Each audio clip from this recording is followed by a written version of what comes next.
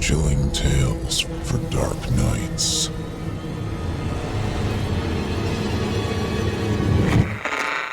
Want to make sure you never miss a Chilling Tales for Dark Nights video again? Be sure to subscribe and hit that bell to turn on notifications. She won't stop talking about the Mothman. Dad's voice was wispy through the wind rushing past the car, and I had to lean closer to the phone to hear him. Just let her talk about it. She thinks that she saw him. She gets upset if you don't let her talk about it. Yeah, that's no problem, I responded. It wasn't the first time Nana had mentioned the Mothman to me, I wanted to say, but instead I said, "Have a good day, love you." Love you too. And thank you again for looking over her today. Papa should be back around 6. What time will you be back? Not until tomorrow morning. I'm spending the night in North Carolina. I'm finishing my client's will, and he wants to meet in person. We probably won't be finished until late tonight, and then I'll drive back home tomorrow. Okay, sounds good. Bye. Bye. There were only 2 other people on the roads this early, and I allowed my grip on the steering wheel to lessen. When the phone clicked off and the muffled sounds of the radio came through, I began to mumble along to the song they were playing. It was the same pop song, something that the radio had played 5 times this week, and I never cared to learn who sang it. It was catchy enough, though, for me to know the words.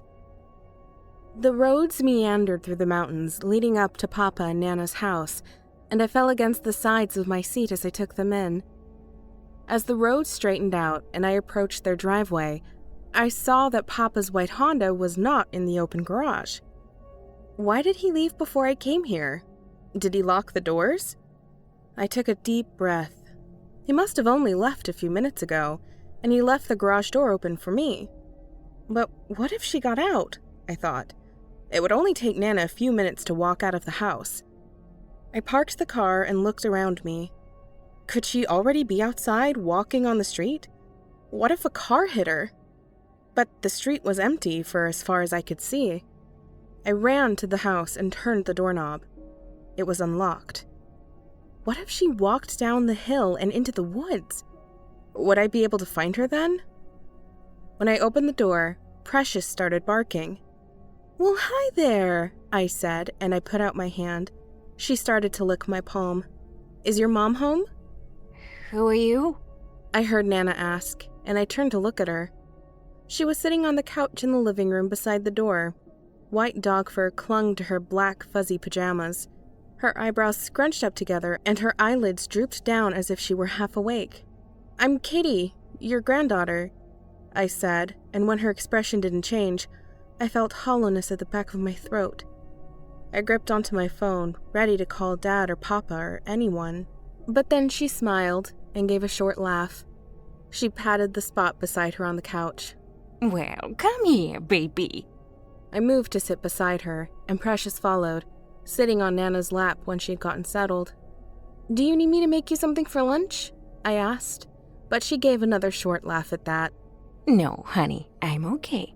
She grabbed onto my hand. My goodness, you've grown up? The last time I saw you, you were a baby. "Nana, I saw you last month for your birthday."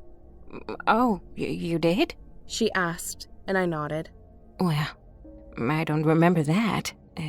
How old am I? 72.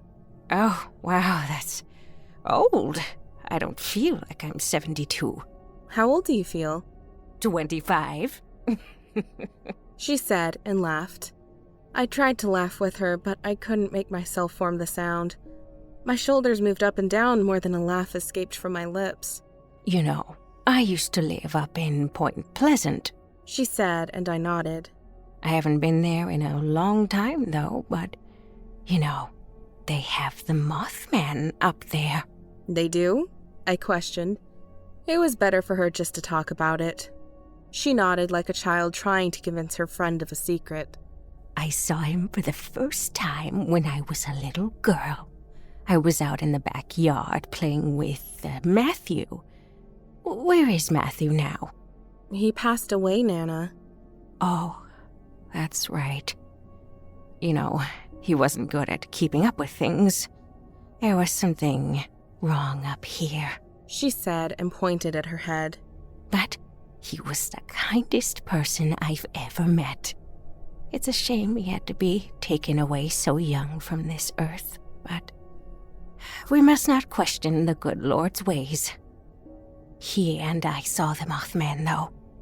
He came down to see us when we played in the backyard. He looks more like a giant bird than a moth. You know, they had the radiation stuff up there in Point Pleasant. I think that a bird fell into a pile of that stuff, and the radiation caused it to grow too big. But I remember when he came to us, I held out my hand to him, and he let me pet his head. It was so soft, and then he just flew away, like that. A few days later, though, Matthew was gone. Where is Matthew? He passed away, Nana, when you were a kid, Oh, that's right. she said and patted my hand. He never really got sick, though. I just remember that he was there, and then he wasn't. I don't know what happened to him. I used to play in that backyard all of the time. I went out much farther than I was allowed to. I would climb up those hills, and I would always come back with my dresses in rags and my knees and palms cut and scarred. When my mama saw me, she would always yell. You know, she was so mean, but she was just worried about me.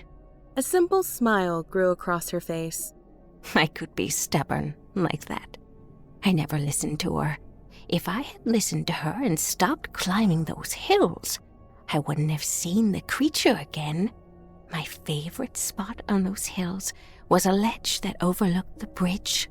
I would sit on that ledge and watch the cars drive by and the coal miners walk back and forth to work. When I was sitting on that ledge one day, oh, it was so cold. I think it was in the morning, in the middle of September, and it was the first morning where it felt more like autumn than it did summer. I thought about returning home to get my sweater, but I had outgrown all of my old sweaters. The only one that fit was the one my mom had spent all summer knitting, and I didn't want to risk tearing it when I climbed those hills again.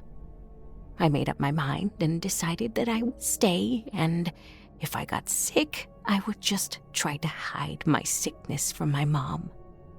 Only 5 minutes must have passed before he flew down beside me, and when he did, the air created from him flapping his wings almost knocked me off the ledge. But when he was settled, we sat and watched the cars drive by, the coal miners walk to work and back home. He let me pet his head like he did the first time.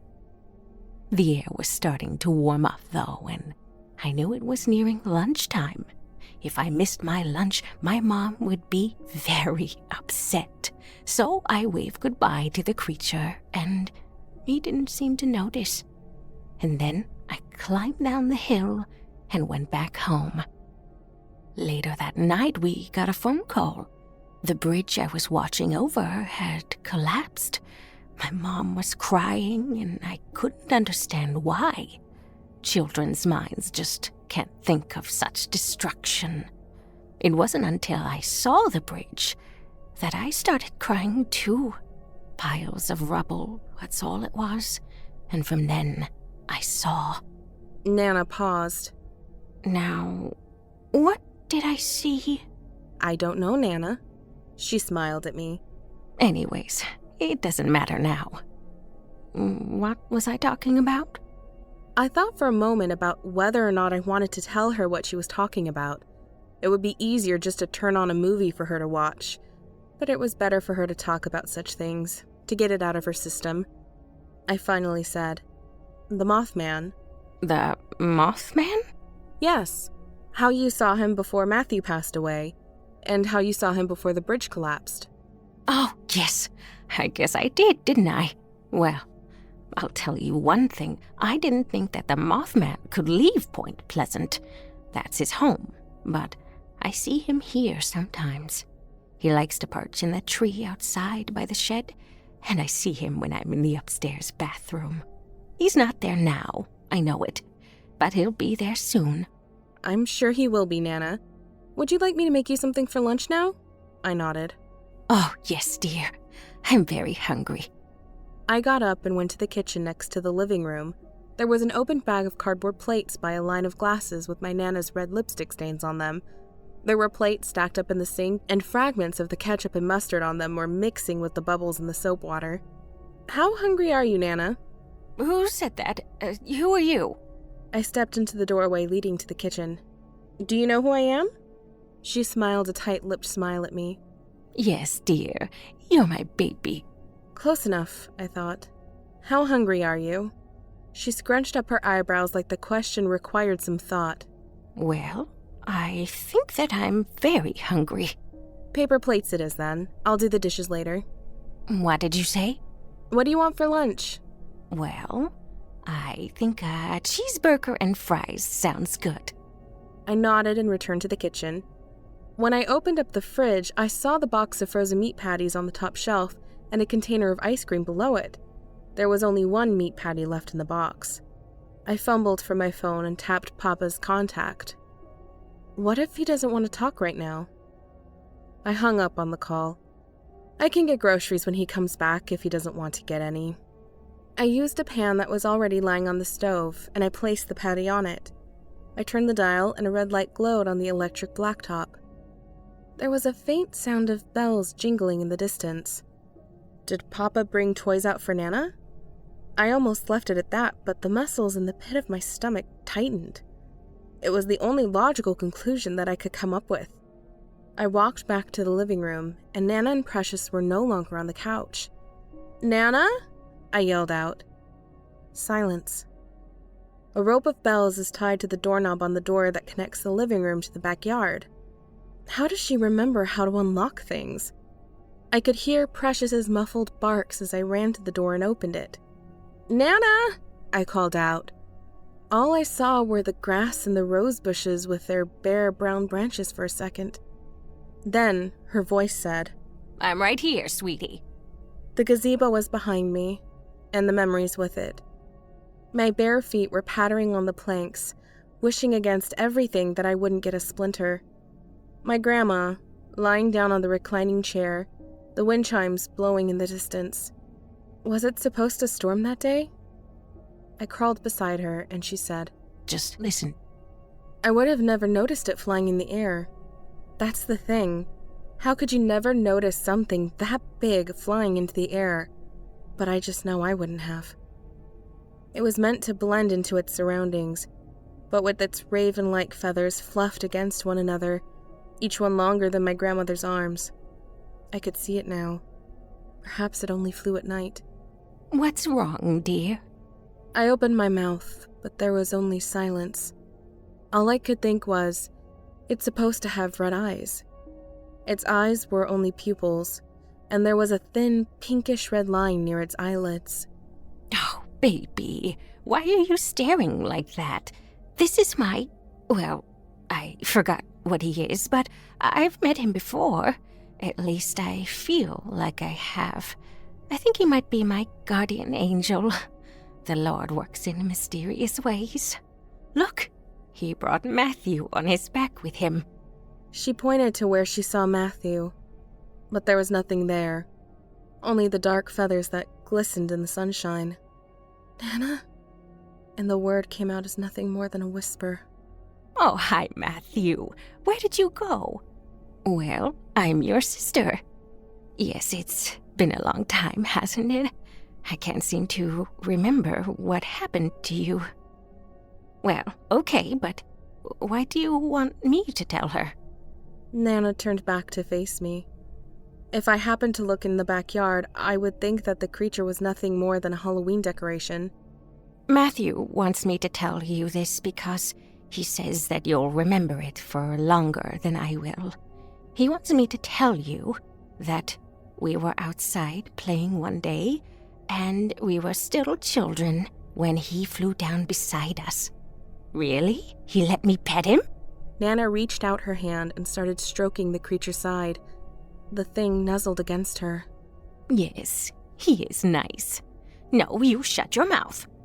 Yes, I know. She turned back to look at me, still stroking the creature's side. Matthew saw the creature again that night. He didn't want to wake me up, and he was too scared to go out by himself, so he stared at the creature through the window. He must have stared for hours, but he started getting sleepy. He fell asleep lying to one side and knocked something off his nightstand. He turned to look at what had fallen, and then he turned to look out of the window. He wasn't there anymore. Matthew didn't go to sleep that night, and he saw him again on the second night. He stood out of his window for Matthew doesn't know how long, and Matthew couldn't stop staring at him. He was just slightly darker than the night around him. It must have been a few hours when he hadn't moved, and Matthew had just about convinced himself that it was all in his head. He turned away from his window and lay down in his bed. He had just shut his eyes when he heard scratching. The first thing that he looked at was the window, and his initial thought was that it was a tree branch scratching against the glass. He had convinced himself just enough to make him think that we had trees by the windows of our house. He woke up on the third morning before the sun had risen into the sky. He opened the window as he did every morning, and that was when he saw the X carved into the glass. He heard the whistle of something breathing against the air, and he had just enough time to wonder if he had fallen asleep at all before the darkness folded around him. Then there was a bright light, and it took over everything, and... There was a beeping in the distance, and it was louder than Precious barking beside me. The creature, whose only previous movement had been blinking, spread its wings. Nana fell to the ground against the creature flapping its wings.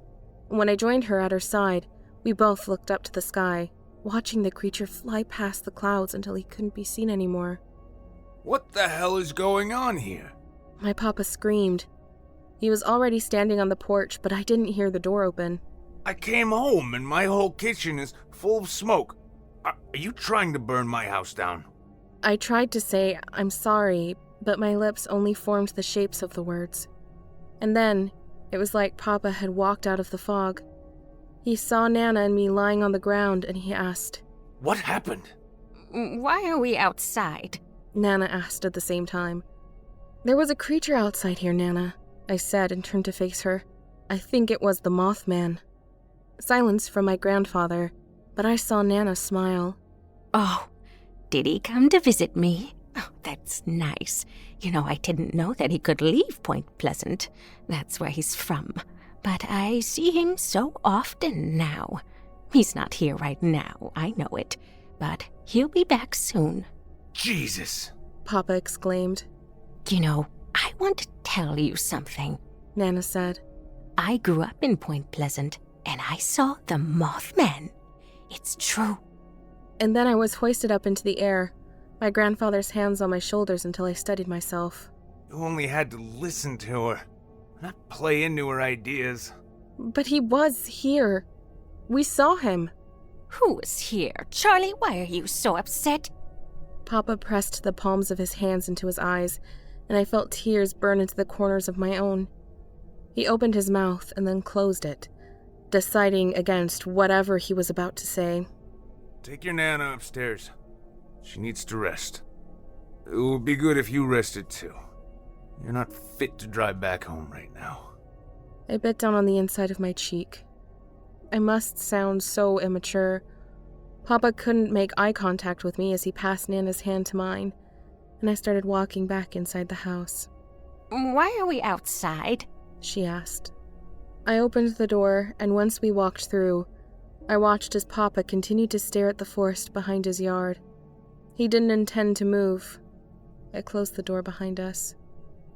We saw the Mothman, I said to Nana, and I watched a faint smile form across her face. We did? You know, I've been seeing the Mothman a lot recently. I didn't know he could leave Point Pleasant. That's his home. But I see him a lot here. He's not here now, I know it. But he'll be back soon. Yes, Nana. I know.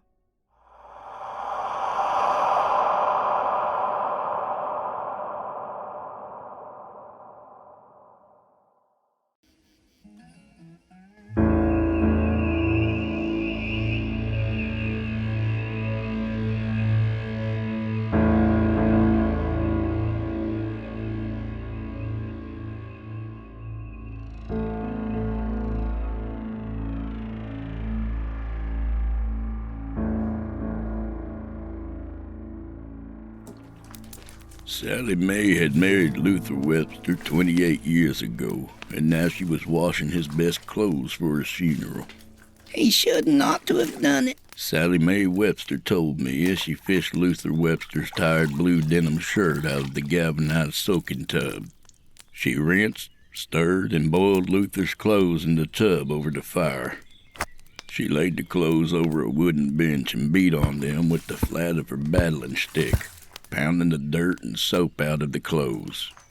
Washing by hand was that kind of work, tedious, slow, and hard, but not everyone in the world could afford their own washing machine.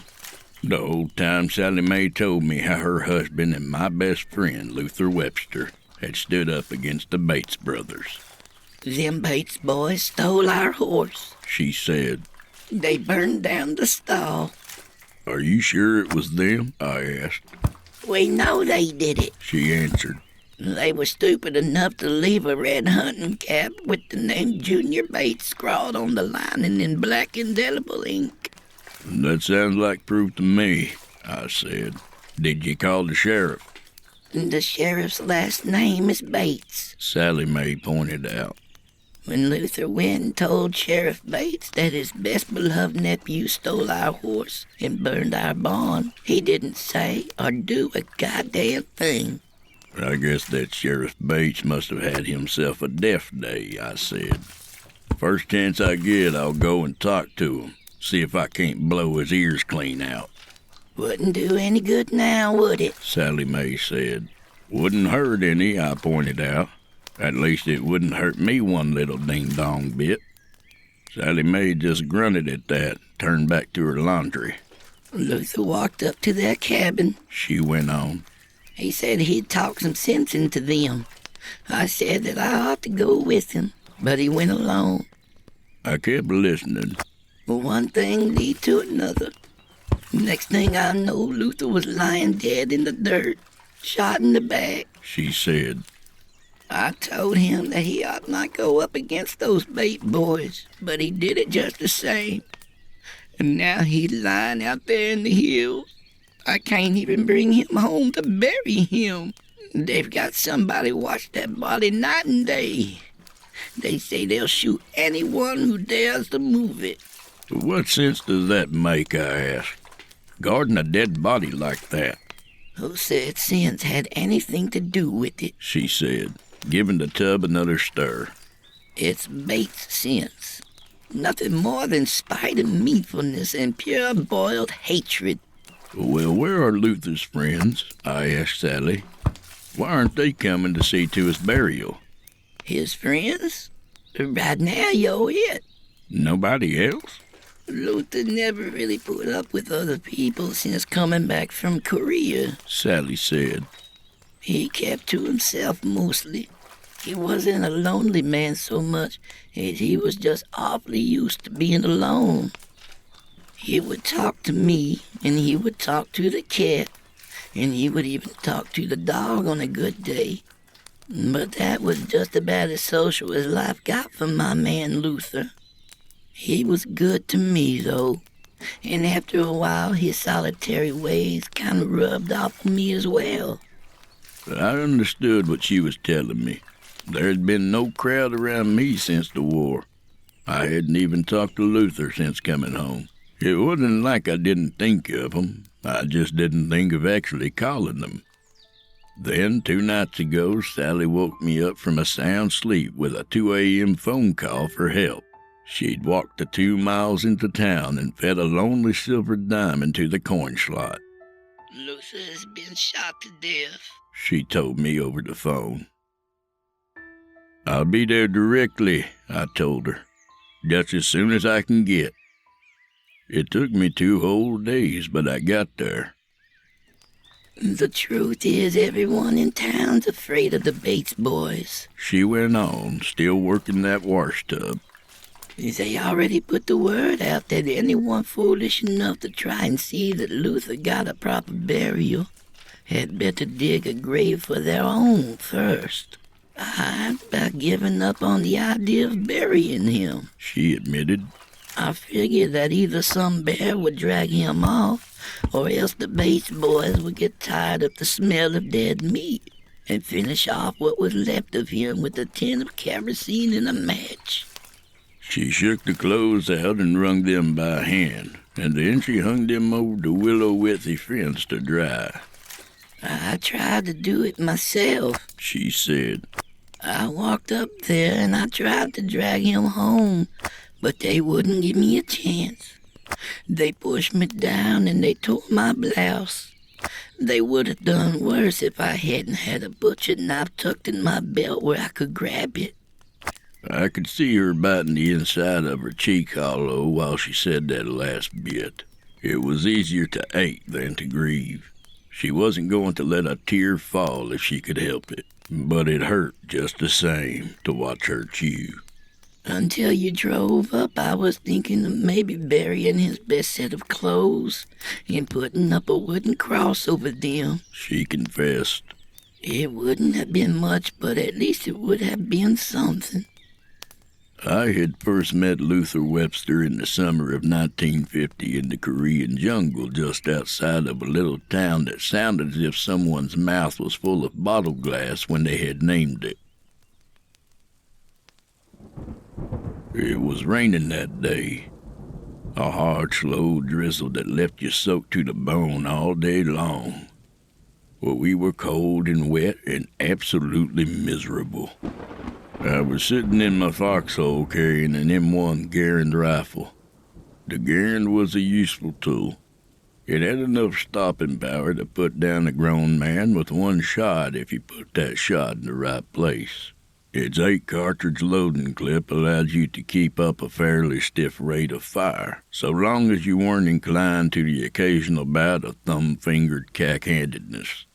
With a bayonet, you could gullet anyone foolish enough to come at you head-on, and the rifle had enough heft in the butt end to bang in somebody's skull quite nicely, if it come down to that. It did a proper killing job, which is what we Americans had really come to Korea for. Whether it was right or wrong, we were here to kill North Koreans until they finally saw south. So we lay there in the dark and waited, and those north-minded Koreans came at us sometime after midnight. Have you ever heard of a human wave? Well, that first night, the North Koreans hit us with an entire human tsunami as platoon after platoon poured out of the jungle and washed over our foxholes.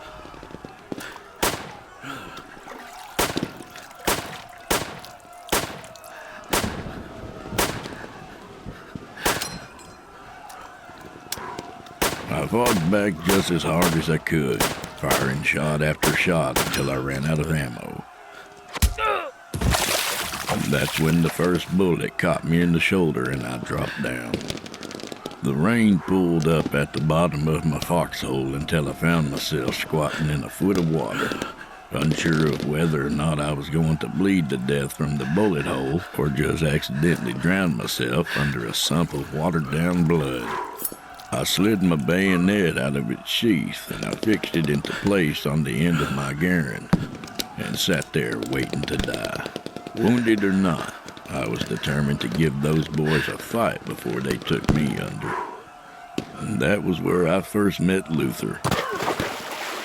He jumped into the foxhole and he slapped the field dressing over my wound like a one-man MASH team. Then he stood up with his Browning automatic rifle in hand, and he fought back for an entire hour, standing over my foxhole and firing 30 caliber size holes into the belly of that human tsunami that kept coming at us until finally our long prayed for reinforcements finally showed up and drove the North Koreans back into the woods.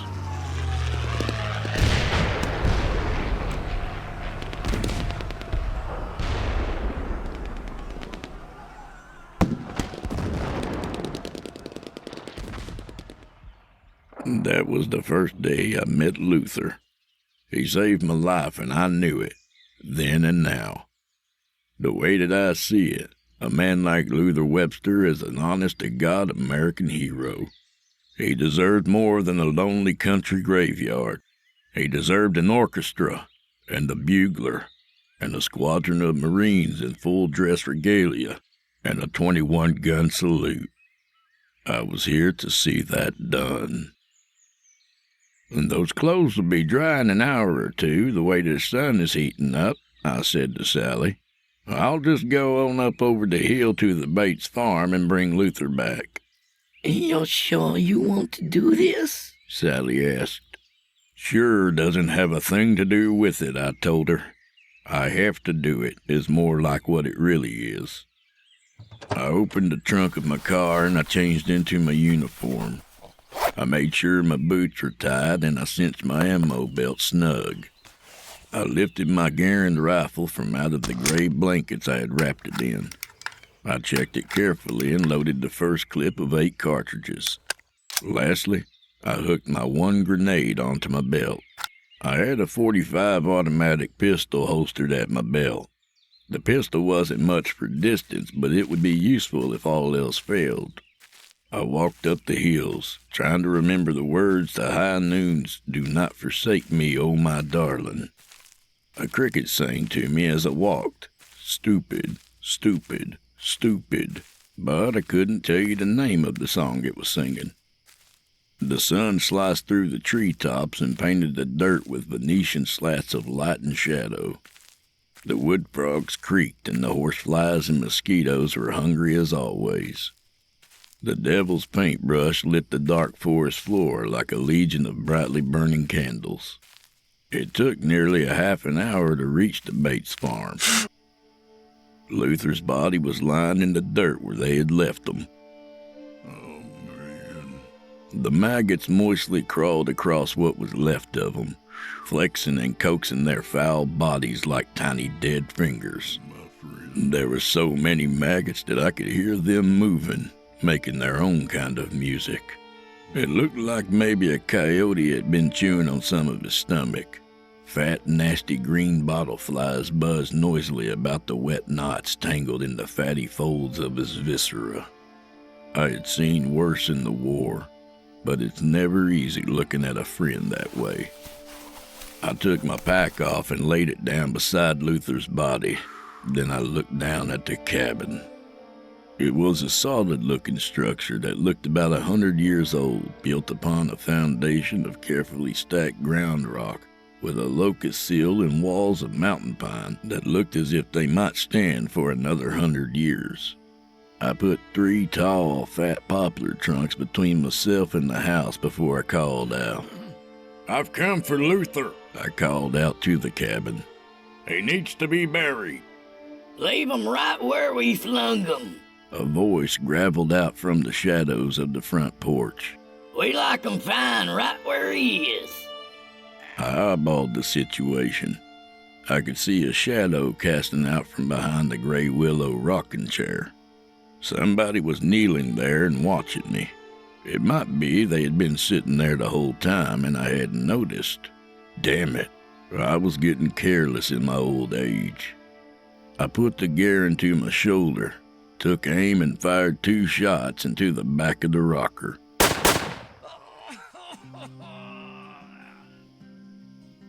The dry wood shattered and the man that had been hiding behind the rocker fell down upon the porch.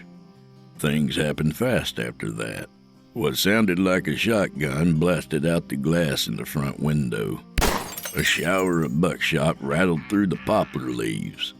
At least 2 balls of shot smacked into the trunk of the 3rd tree that I was standing behind.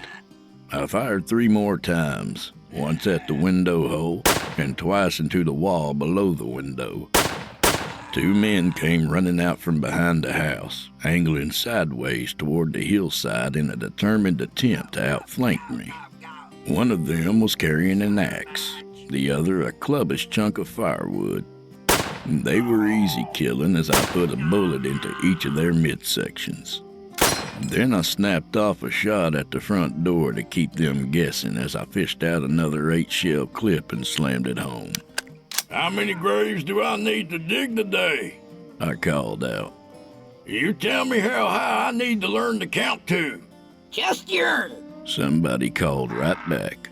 "One is all you'll ever need."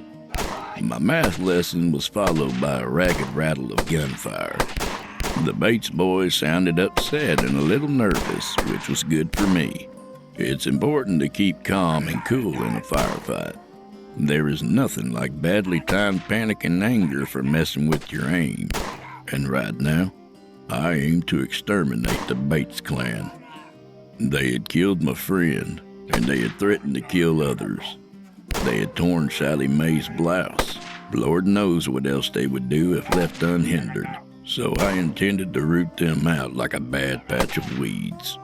I emptied another clip, working my shots down the length of the house, and the return fire slacked off some. Somebody popped up at the window, pointed what looked to be a .38 pistol, and plunked themselves empty in my direction. This far out was a fool's distance for pistol fire, but I wasn't about to let him manage to grow some luck. I slammed another clip into the Garen, squeezed off 3 more shots, and whoever was at the window popped back down.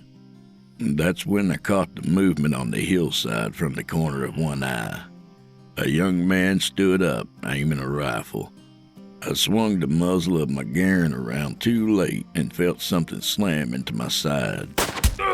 It felt like I'd been hit hard with a baseball bat in the ribs. I twisted and put the trunk of the tree between him and me.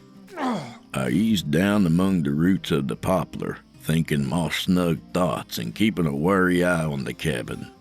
I could feel something wet on the ground soaking into my shirt. I told myself that it was only a sprinkle of morning dew. A cardinal softly sang. For a moment I lay there in the quiet of the deep woods, watching that bird flit red and happy like a bright feathered flame through the thick green boughs. They would come at me fast once they had worked up the nerve to try. That was when things would get dicey. It was easy to plunk shots at a cabin. It was much harder to nail a running target, especially one that was coming straight at you and most likely firing back. I couldn't see the man on the hill, but I knew he had to be up there, and it was him that worried me the most. I worked my way backwards, leaving a trail of blood in the grass. Turned out it wasn't morning dew at all. I kept my eye on the hill the whole time. Then, when I felt comfortable in my firing position, I eased one of the grenades from off my belt and lobbed it down toward the house. The grenade went off with a satisfying thunder, followed by the rattle of fragmented steel. Maybe that cabin wasn't going to stand 100 years more. Just then, the front door of the cabin slammed open. The man on the hill stood up and fired off 2 more shots. I steadied myself and let the breath ease out of my lungs, and in mid-ease, I brought the sights of the big Garen squarely into the middle meat of my opponent's chest. I fired 2 shots, and both of them hit, and he fell to the ground and rolled slowly down the hill like a young boy playing his last game of tag on this earth. Then I pulled the .45 and I angled it back over my shoulder, aiming for the 4 men who were coming out of the cabin. I waited until they were close enough to hit. I got 2 of them before the .45 was empty. One of the 2 remaining survivors fell back and kneeled down by a cord of poorly stacked firewood. He would have been smarter to keep coming at me. The 2 of them could have rushed me and took me down. They had lost their opportunity. I raised the Garen up, and I planted a pair of .30-06 nails into his braver brother's coffin. The one hiding behind the cordwood stood up with his rifle held above his head. I smiled at him, all the time thinking about how long they had let Luther Webster's body lay there. All the time thinking about Sally Mae Webster's stubborn refusal to cry. "Come on up then," I told him, after I had slung my Garand and reloaded my .45. "Keep that rifle up over your head. It might be you need the exercise to help you live a little bit longer." I watched him walk towards me. As he walked, I put my hand down on what was left of Luther's chest. I picked a few loose maggots from him and I flung them into the dirt. I dug a little deeper. The boy was nearly up the hill when I found what I was looking for. I kept it hidden, smiling at him. It was easy, because he wasn't more than 22 years old, just about as old as I had been when I knelt in that blood and floodwater-filled foxhole, staring out at those Koreans. "That's an awfully nice rifle you got there," I told him. "That's a .22 Winchester now, isn't it?" The boy nodded like he thought his head might fall from off his shoulders if he wasn't careful, and nodded too hard. "Why don't you throw that .22 Winchester down in the dirt over there, now that you've showed it to me?" He threw it. He didn't think twice about doing it either. "There's a blanket in that pack," I told the boy. "You break 2 good lengths of poplar off and tie that blanket to it. You can make yourself a rough sort of travois." What? The boy said. "Kids today, I really don't know what they were teaching them. Didn't he ever read a Louis L'Amour novel? Didn't he even go to Boy Scouts?" So I told him what to do and watched while he did it. Then, after he had Luther in the blanket part of the homemade travois, I told the boy to start dragging his way towards Sally Mae's cabin. It took us longer to get back than it had for me to get there, but we did it just the same. Sally Mae was waiting by the grave. She dressed Luther in his best clothes, ignoring the mess of what was left of him. While she was at it, I got that boy to dig a grave in the field out back amongst the tall grass and fat, heavy walnut tree that would offer shade to Luther and Sally when the sun beat down. Then I had him drag the coffin that Sally had bought and kept in the barn. He dropped it once, but I hit him hard enough to keep him careful until he got the coffin into the grave hole. Then I had the boy fetch out the 8-track player that I had brought with me in the trunk of the car.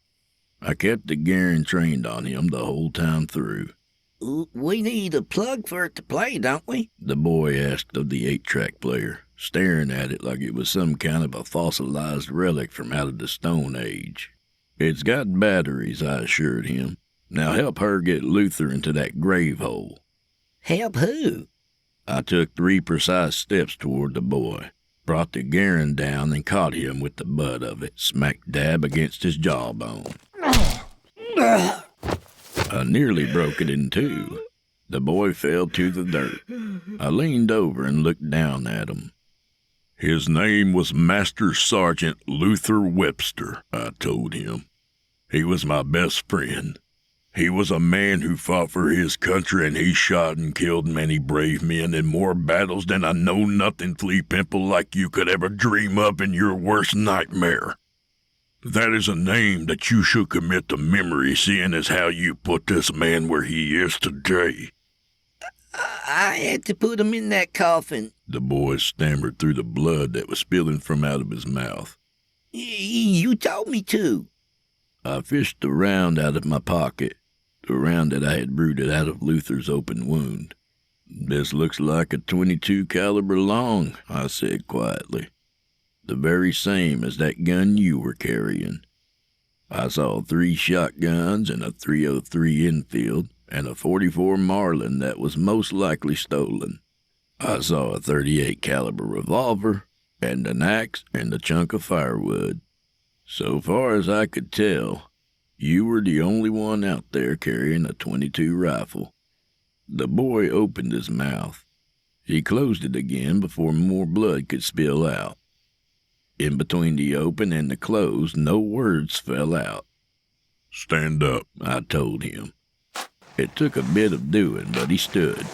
"Salute, damn it," I told him. He saluted. It looked more like a cross between someone shading his eyes from the sun and somebody wiping a tear from their eye. It wasn't right. "Never mind saluting," I told him. Just put your right hand over your heart. You can manage that, can't you? I stepped back and pressed the 8-track on button. A bugler sounded taps. I raised my rifle and fired. 8 rounds. Reloaded. 8 more rounds. Sally Mae was crying by now, the tears running down her sunburned cheekbones like a gentle goodbye rain. I was thinking about Luther standing over my foxhole firing his BAR like it was the last thing on earth he would do. Then I thought of him lying there in the dirt where the Bates boys had left him to lie. I reloaded and fired 3 more times. I hit the back of the boy's right hand all 3 times. The 3 rounds passed right through his hand, his heart, and what passed for a backbone. The boy fell to the dirt.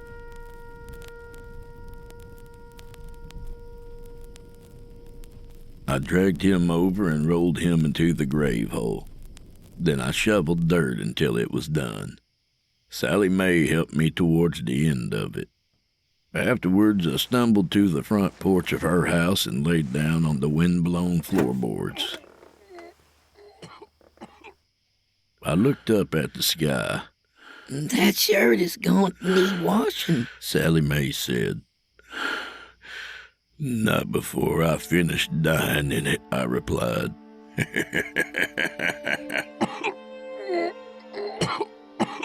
Then I closed my eyes. I heard that cardinal sing, and I wondered to myself if it was right or not.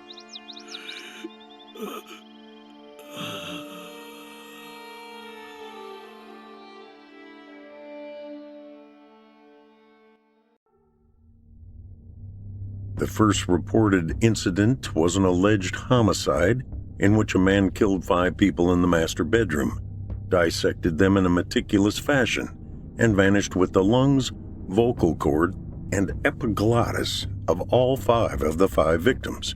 The killer, a man named James Jones, was originally apprehended at the site, but escaped during his arrest and has not been seen since. William Sunderland was reading from the file as we approached the site of the latest anomaly. We had all read the manuscript on our own, but this final part of the mission briefing was a tradition at this point. He continued. The second incident happened 3 years later. A family, the Ventellis, from out of town, bought the O'Keene residence from the bank that had taken custody after the passing of the original owner and his wife. Due to the secluded area and the nature of small-town gossip, the property had sat empty and unmonitored over those interim years, so we have very few incident reports from that time frame. Nothing more substantial than reports of lights in windows. William cleared his throat. 7 months after moving into the house, the new residents made a call to the local police, saying that they had heard someone in their home while they were sleeping. The police came out to investigate, but couldn't find any evidence of things being amiss. They decided the noise was raccoons on the roof, filed the report, and forgot about it. But over the course of the next 3 weeks, the Ventelli family would make 10 more reports covering everything from strange noises to sightings of figures moving about inside the house at night. Not sure what to make of things, but suspecting that the Ventelli family was looking to try and cash in on the history of the property, the police agreed to send out a cruiser to watch over the house at night for a while, not expecting anything to come of it. The first night of monitoring was silent. The officer on duty saw nothing, and the Ventellis didn't report anything amiss. The second night was a different matter. At around 1 a.m. on the second night of surveillance, the officer keeping watch on the house saw someone moving through the rooms of the first floor of the house. As part of the surveillance process, the Ventellis were not to go anywhere without switching on lights so that they could be seen from outside, and to differentiate them from any hostile third parties. The officer figured that someone had forgotten the rules or was just trying to get him worked up, but he still called in the sighting and then went to investigate. While on his way to the house, he saw another person moving in a window on the first floor of the house. He called this in and reported, "He's got a spear or a pole." The officer was asked if he wanted backup, and he responded that he did, and that was the last communication from the officer. When backup arrived in the form of 2 state troopers and another local officer, they searched the outside looking for their man but couldn't find him. The door at the front of the house was open, so they proceeded inside and scanned the house room by room. They didn't find anyone. They never found anyone. Later that night, 2 forensic specialists went missing in the house, and that was when we were told about the incidents on the property. The higher-ups at Gatehouse decided that this sounded like it might be in our jurisdiction, so they bought the house and the land around it. It has been 3 months since acquisition, and we'll be the first agents on scene. Any questions? It's not verified to be anomalous yet then? We could be dealing with a serial killer or some natural phenomenon? Rick asked, his glasses hanging off the tip of his nose as was normal for him. I didn't know how he could see anything like that. They weren't reading glasses. The man was very nearsighted. Despite finding his lack of proper spectacle etiquette annoying, Rick was actually easy to like. He was a little strange at times, but a nice guy. No, it is not, but the details of the disappearances are enough like other reported anomalies that we have rated this site as hot, which is why we've come with gear, William answered, nodding at the black hard cases of supplies we had brought along with us. We want to set up our test instruments inside the house and then head out to a safe distance and observe. We're assuming this anomaly will work like the others we found and will stay confined to the space inside the house. It was a strange thing about anomalies, but they tended to find borders and keep to them. I had personally been to a cave with an anomaly, a couple of other houses, and one field that was surrounded by an old barbed wire fence, and that was only a few of my jobs. In each case, the anomalous activity seemed to randomly select some otherwise inconspicuous boundary and hold to it.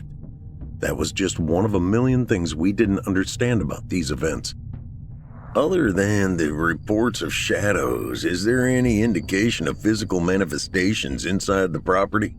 Chip was one of our armed recon escorts. He was smart, fast, and great with a rifle. I'd been on 3 missions with him so far, and he had always been on top of any threats that cropped up. We're not sure what happened to the 5 people who were slaughtered in the first incident, but we know from reports that the man who was deemed responsible claimed to have nothing to do with the deaths. You know as well as I do that the things that come out of anomalies are never nice. I think it's safe to assume that these things can physically manifest. His grim expression was mirrored in the face of all of us. The things we saw in the line of duty could never be forgotten. It's better to assume the worst in these kinds of situations, he added darkly. The file said we're doing cleanup if the site is active. Are we expecting this to be a simple research and raise operation? Lori sounded calm and focused. We had worked 5 missions together, more than anyone else on the team, and she was the steadiest person I knew. She had a PhD in particle physics, another in anthropology with a specialization in occult histories, and a third in chemistry with a specialization in non-terrestrial elements. She also held master's degrees in astrobiology and data analytics. To top it off, she was ex-military and could knock a flea off the ass of a dog with the custom 9mm she carried on her hip. You know what I think about those. William seemed to expect this question because he had his reply all planned out. Trust me, your reports have been handed to the appropriate parties, but the consensus is that the history of successful anomaly closures outweighs the risk of theoretical complications, so we'll be gathering as much data as we safely can and then burning everything down. The van dropped over a steep hill and I felt an unpleasant lurching in my stomach that stuck with me even after the vehicle had settled again. Great. One more reason to feel terrible, I thought to myself. I wasn't sure where I stood on the closure issue. So far, studying and then destroying the sites had shut down all of the anomalies we'd encountered, with the exception of the sinkhole at Site 73 and the cabin at Site 8. Site 73 refused to be closed. No matter what was placed over the opening of the sinkhole, the material degraded and collapsed within a few hours. Additionally, those responsible for attempting to block the sinkhole often became violently and sometimes fatally sick. The cabin at Site 8 rebuilt itself. We tried knocking it down with bulldozers, blowing it up with C4, burning it to the ground, dropping explosives on it, removing the building in its entirety from the property, and encasing the whole thing in molten aluminum. The cabin always returned unharmed, and there was never any witness to how it happened. People left to observe fell asleep, cameras crackled out, drones fell out of the sky. An entire group of 100 armed men marched out of the woods in a trance and couldn't remember why. In the cases of these unbreakable anomalies, we simply bought up the land and set up a perimeter. It was the most you could do. Any other questions? William looked at each of us. We hadn't heard from Shauna or Clay, but the file didn't leave a lot of room for questions. Shauna was our second armed recon. I hadn't been on a mission with her before, but I knew she was experienced. Clay was the newest member of the current team, but even he had been out to 4 sites. I was glad to be running with experienced people. Everyone had to get their feet wet somehow, but I didn't like having to drag legless torsos out of the water because the water turned out to be corrosive acid. I only wished that was an exaggeration. People who messed up sometimes came home in sandwich baggies. I'd once asked the man who was training me, "Why do these things do this to us?" He had just offered a gruff laugh and said, "Why do the stars shine? It's just what they do. These things hate, Ed. It's just what they do." At the time, I'd had it in my head to tell him that the stars shine because they had at some point, billions of years ago, been in the throes of nuclear fusion, and now that light was reaching us. But I kept my mouth shut instead. I'm glad I did. The years since have given me some clarity on the matter, and frankly, my snide thought, while accurate, completely missed the point. We couldn't understand what the things from the anomalies wanted. It's impossible to fathom the thoughts of things that exist in spaces that go between the fabric of one reality and another. You just need to know that part of their existence is an animosity towards humanity that knows no bounds. There was no pleading with them, no making sense of their actions or the ways of their world. The only thing we could do was try and understand how to keep them away from us. The most frightening aspect of these phenomena were the connections. It didn't happen all the time, but occasionally we would discover strands of continuity between the different sites, repeated symbols, sightings of similar figures, direct references to other sites. It was troubling to say the least. It implied some type of organization in the madness, and that was a horror that kept me up some nights. The van pulled to a stop. "I want monitoring and command set up inside the hour." William was up already, opening the back of the van and giving us our first look at the house. I looked up at the place, and for just a moment, I thought I saw something up on the roof looking back down at me, but then I squinted and saw that it was just some kind of antenna. It was bent, and there was something hanging from it, but it was difficult to see from where I was. "Get our sat link up and connected. We're going to try and run live updates on this one," William ordered. I winced but kept it to myself. The satellite uplink system was garbage. We were piggybacking on an old high-altitude systems that were already stressed with other business. Even with a solid connection to the satellite, which was iffy, keeping a consistent uplink speed was nearly impossible. Still, this was my job, so I'd do what I could. The equipment was in black cases, and as soon as the floor panels were down, I got to unpacking and setting things up immediately. Some of the others were starting to assemble the tent over the top of us. Once command was up, I ran the dish outside and began trying to get a fix on our satellite. I used a compass to get the coordinates and waited for the connection to come up. It didn't. I tried a few more times and then, with a frustrated sigh, moved on to my next task. "I'm ready to go in," I told William, collecting the boxes of equipment I needed for surveillance. I hated this part of the job. Entering anomalous sites was always dangerous. It had been years since we had proven that these locations drew energy from living beings within their sphere of influence. Not only did it slowly sap those who entered, but it began working on you immediately, distorting your thoughts and reasoning. We still hadn't determined if this was some kind of targeted attack or if it was just a natural effect that anomalies had on human minds and bodies. I was inclined to believe it was intentional. Once you had felt the sinister touch of these otherworldly manifestations, it became increasingly difficult not to sense a dark intent. Either way, certain drugs could be used to ease the effect on your mind. They were addictive and not great for your health, so we generally reserved them for more dangerous situations. Shauna and Chip followed me as I moved towards the door of the home. The steps up onto the small front stoop were shallow, but I took them slow anyway. Going into a place that was being twisted by an anomaly often felt unpleasant. Sometimes your stomach would lurch, or you'd feel a wave of depression and worry. But I didn't get that as I moved closer to the door. At least no more than I already felt it. And that was likely just jitters. As I stepped towards the door, it swung open on its own, far too fast to have been drawn by the wind, and the door was supposed to be locked. "Fucking great," Chip sighed. "I love it when they start messing with you right away." I reached out and opened the screen door, sliding the lock on the hinge into place so it would stay open. The main door was wide open now. I switched on the flashlight attached to my vest and spilled the glow of warmed LED light across the entryway. The door opened into a hall with stairs along one side and rooms to either side. Looking back through the house, I could see the kitchen at the far end. The place was still furnished, left exactly as it had been on the last day it had held people. Apparently no one wanted to come back for the furniture. Smart folks.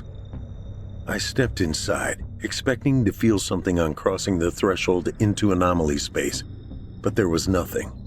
I frowned, surprised by such a lackluster entrance from a place that had opened its own door for me. It was almost worse to have things inside the home so quiet after that little bit of theatrics with the door. Either way, it didn't matter. The equipment needed to set up, and that was my job. I began to place the first sensor suite in the hall. All of the equipment I needed to get in place at each location was in a case no larger than a toaster. There were remote modules that I would deploy as well, but those were about the size of a wallet and went up easily. The main units took a little more work, and some consideration of placement, since I wanted to make sure none of the enclosed instruments would be in a place where there was interference. The hall was easy. One main unit, 2 remotes. I moved to the next room. A layer of dust had settled over everything, but otherwise things looked normal. This could have been anyone's house, but for the smell of long-term vacancy and something else. Something sweet and cloying. I knew the smell. It was associated with anomalies. My 2 armed escorts were scanning nearby doors and making sure nothing was hiding behind the furniture, and I went about setting up the next group of modules. I was constantly aware that something could happen at any moment, but I finished all of the downstairs with not so much as a wayward creak of floorboards. I hope this place turns out to be just another regular spooky house. I'm not up for a repeat of my last job. Shauna spoke quietly as we moved up the stairs. I put another portable module that would sync up with the hall sensor on the wall. "You thinking of retiring?" Chip asked her. "Every single job, I swear," she answered, and we all laughed a little. This job was a nightmare in almost literal sense, but there was also something that drew you back to the work.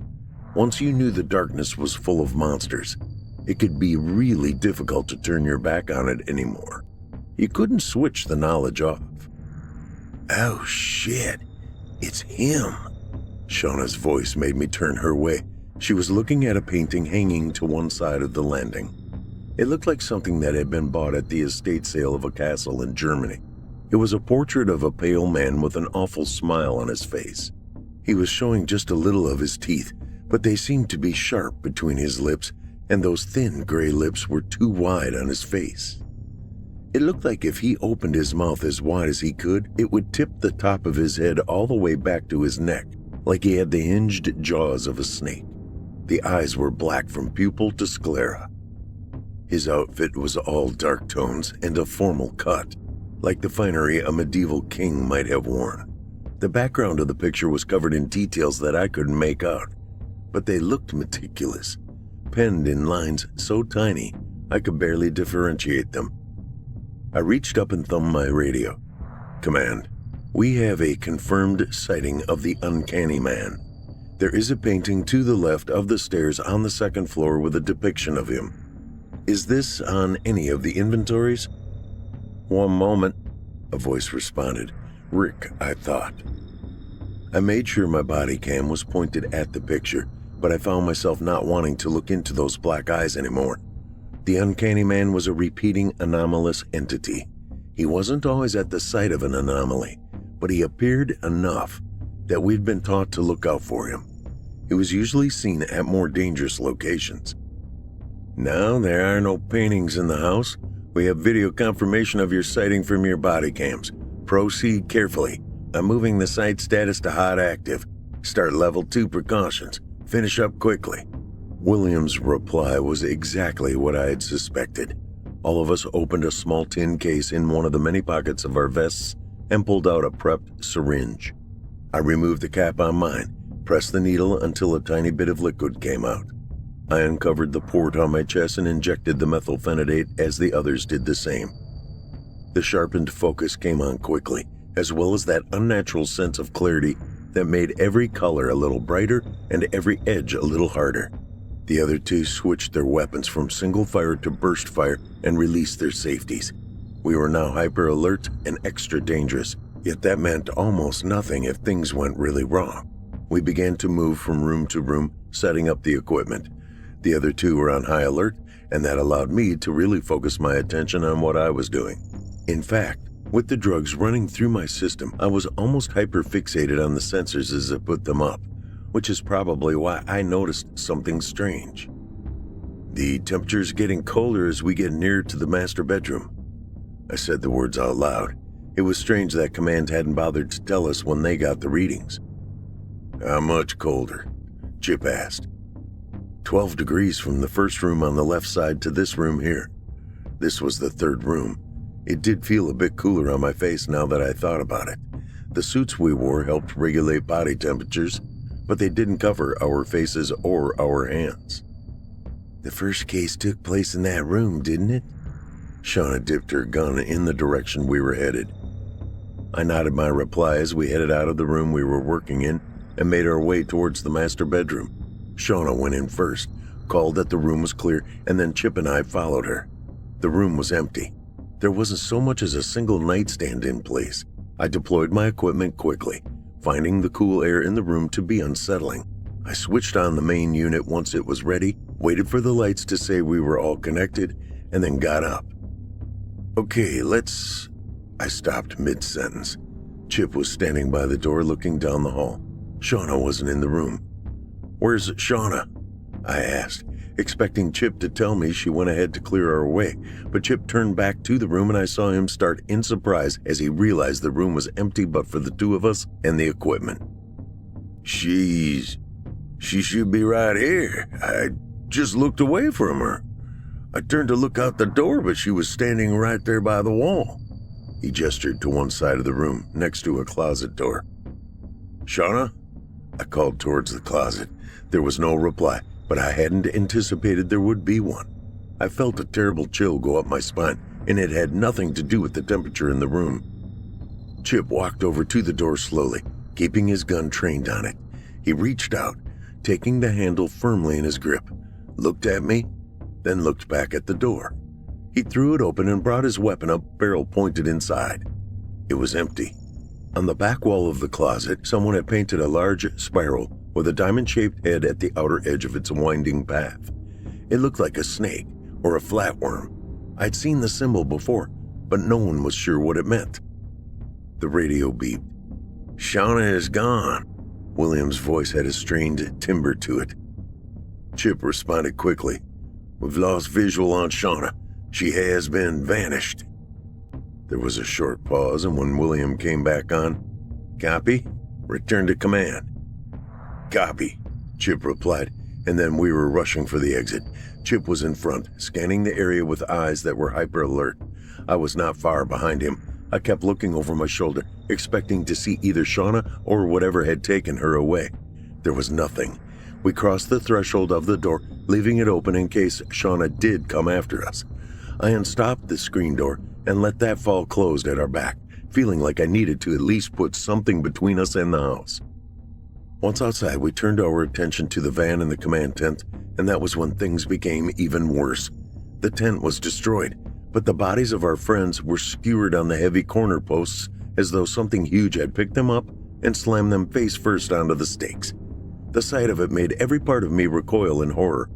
I felt sick. How had this happened? Anomalies didn't spread outside of their confines. I'd been on enough missions to know when I should be safe, and I should have been safe out on that front lawn.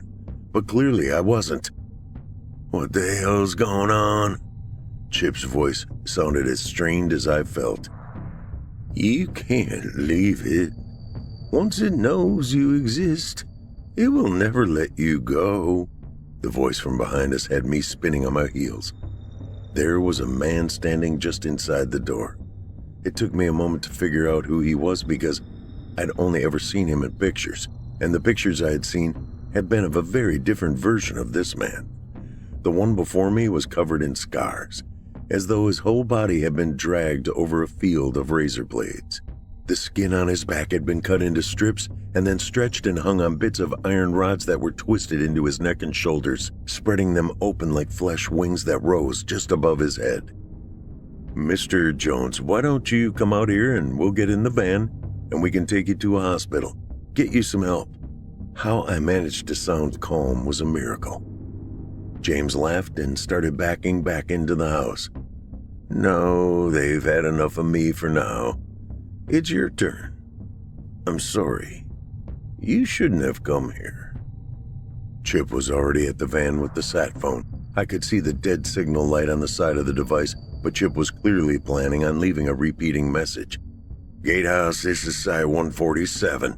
We have multiple team members down and are starting evac. Repeat, multiple team members down. Evac in process. I turned and started to head for the driver's side of the van. We needed to leave immediately. The mission was awash. If the anomaly had spread beyond the house, then there was no telling where the actual border was. I was most of the way around the van when a man in black finery stepped out from behind the vehicle, and I drew up short. Oh, no, no, no, no. His voice was smooth and deep. You can't just leave without meeting your host.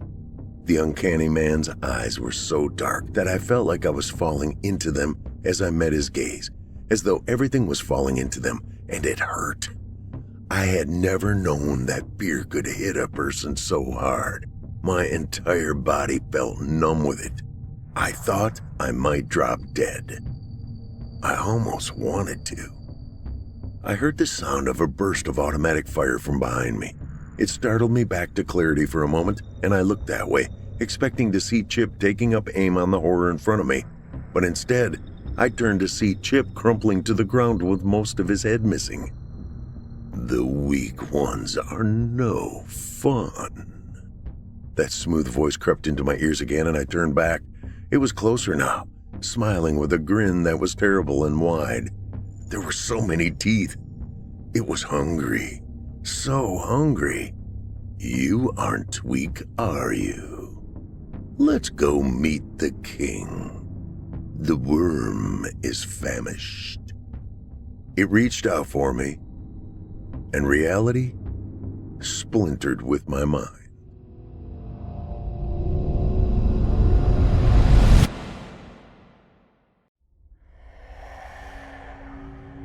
John Henry was on the second vacation he and his wife had taken together.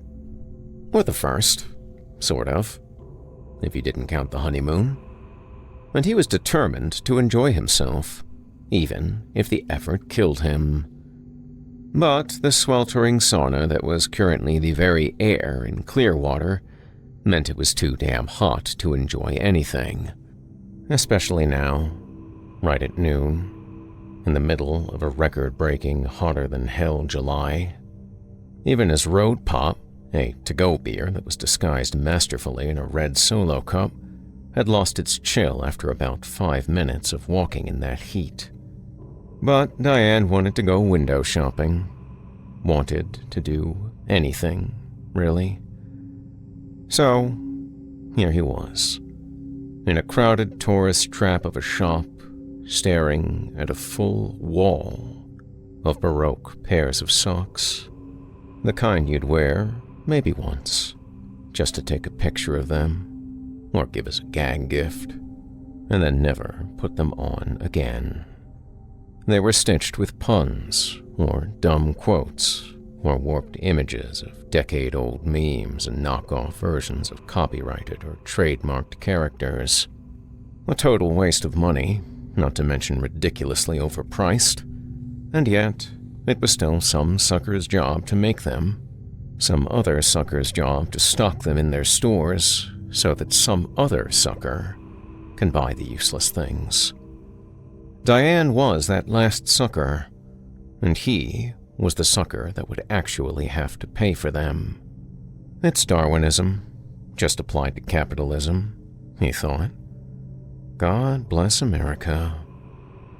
The shop smelled overwhelmingly of cheap gas station incense. It reminded him of the thick sticks of it they used to sell at the head shops back in Broad Ripple, Indiana, a little hippie town not far from Indianapolis he used to haunt as a kid. It was a laugh that his stupid teenage mind ever thought those things disguised the fact that he was smoking pot. The potent smell of the flagrant crap was probably more of a giveaway than the smell of the weed itself. He laughed at his idiot former self while he took another sip of the clandestine warm beer in his hand, and the irony hit him at once. That he was still an idiot who fooled precisely no one at all. But that realization didn't faze him for even a millisecond, and the thought was gone, evaporated, very well as if it had never been thunk. If only it were so easy to ignore other nagging thoughts that currently infested his brain, tainting his mood and potentially even ruining his vacation. The store they were in was one of those shops that line the streets right by the beaches and boardwalks in these types of places. The only thing that would distinguish this one from the dozens and dozens of others all up and down the road would be the name. He'd glanced at it on their way in, but had already forgotten it. Some lady's name, all stylized in neon tubes that didn't work anymore. Sally's, or Shelley's, or Sheila's, something like that. The heat was starting to make it hard to think, and the sensory overload from the 1,001 conversations going on simultaneously, and the potent, hit-you-in-the-face stench of the incense and the annoying, nagging remembrance of his impotence the previous 2 nights, and many more over the last couple of months, had John going to his little happy place in his brain. Or rather, he was wishing that he was drunk enough to get into that happy place. But, alas, the gates to that heavenly realm were blocked for the time being, guarded by angels with flaming swords. And so he was cursed to be an outcast amongst the mortals. He took another gulp of the warm beer, denying to himself that he was actually as bitter as he was. The persistent penetration of the blazing heat from the clear sky, as pleasant as it was to look at, had seemingly not only sapped the cool from the beer, but also turned it flat. But flat warm beer was better than no beer, and a happy-ish wife was better than one filled with passive anger. An anger which had been created by a feeling of not being hot anymore, and made exponentially worse by the clinical FOMO she had, which had been brought on by spending the first 2 full days of her vacation stuck in an 8x8 room with wet carpet and a husband that couldn't get it up. Can't get any good Instagram pictures in there, now can you? And the Lord knows, the vacation didn't happen at all if you can't post about it. The forces of the universe seemed to be determined to ruin his vacation, though. First, the endless rain that had gone on from the moment they showed up. Then, the issues checking in at the hotel. The impotence. Oh, and don't forget, apparently the Tampa Clearwater area was experiencing a bit of a serial killer issue. Oh yes, that was a real thing that was happening in their vacation spot.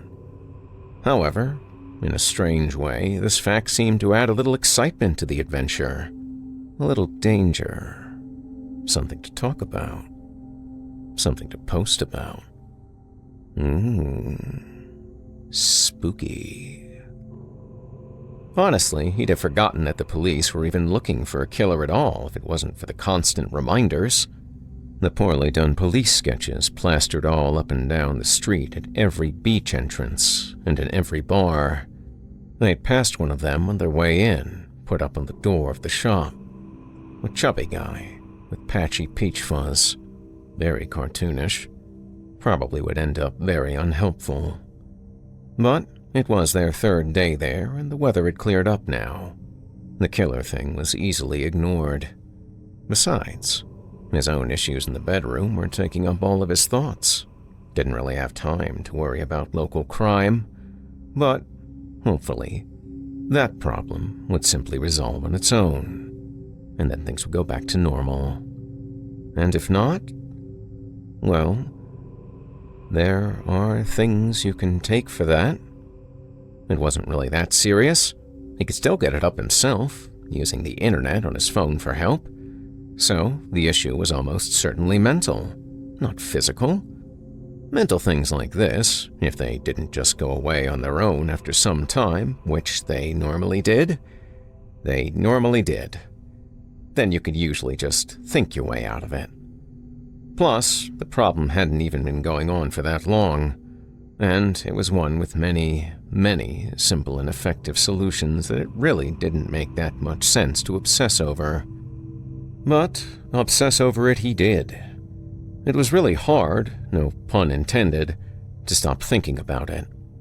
Even though Diane had probably stopped thinking about it by now, it seemed to be coloring everything he thought about, everything he looked at. And he knew that it made no sense to hold the contradictory statements of, "It's not that big a deal," and "It is literally driving me insane," together in his mind simultaneously. He had hoped that perhaps this little romantic getaway would resolve the issue, that maybe it was stress from work that was causing the issue, and that getting away would bring the sex life back to normal. It worried him slightly that the issue persisted, but he was also convinced that worrying about it all would make the issue drag on. He had to be stress-free. That was the key to getting his mojo back. Thus, the vacation. But they were 2 nights in, and it wasn't working at all. In fact, the circumstances had seemingly worsened his passive resentment towards Diane, and hers towards him. And a trip to Clearwater was much more expensive than a bottle of fucking blue pills, which would have probably been the easier way to go. He hadn't wanted to go that route, though. It felt unmanly, truly embarrassing. He was too young to have this problem. It was mental. Of course it was. So why need a pill? Why use a pill to fix an issue like this if it wasn't needed?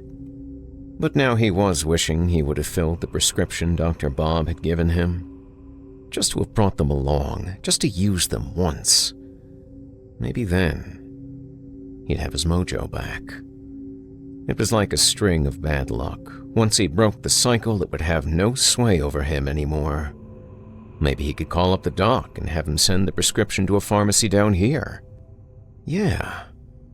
If he could get away from Diana for a good 15 minutes and make the call, why did she even have to guilt him into doing this whole window shopping thing with her in the first place?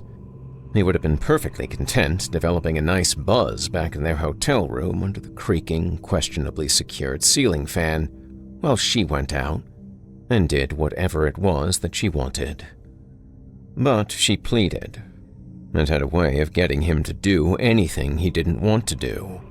And this was really the first decent day of sunshine they had since they'd arrived in the Sunshine State late on Sunday evening. "What do you think of these ones?" Diane said, holding up a pair of socks that were stitched with the deformed face of Dwight from The Office, and the words, "Beats, Bears, Battlestar Galactica." "I think Sarah would just love them." "Oh, yeah," John said. He got out his phone with his free hand and looked at nothing in particular on it. Hey, I gotta take a piss real quick. I'll be right back. Well, do they have a bathroom here? I don't think so. I'm just gonna go stop at the bar we passed on the way here. If they have a paying customers only rule, well, I guess I'll be needing another beer anyway. Okay, Diane said, perusing the sock wall. I'll be here, or in the next one over, unless that serial killer gets me. She was joking, as they both had earlier in the day, but the thought had occurred to him before. Probably the biggest reason that he was out here with her instead of back at the hotel. Yes, his wife had a method of begging and pleading that was generally effective at getting him to do whatever it was that she wanted him to do, but when he was on vacation, there were different rules. Here, he had a certain amount of freedom and free agency that could not be impeded on. And so did she. They would leave each other alone and encourage themselves to enjoy their time here in Florida. But she had said that she was worried, and that had seemed to do the trick. Maybe he was worried himself. Just keep your phone on, John said, and left.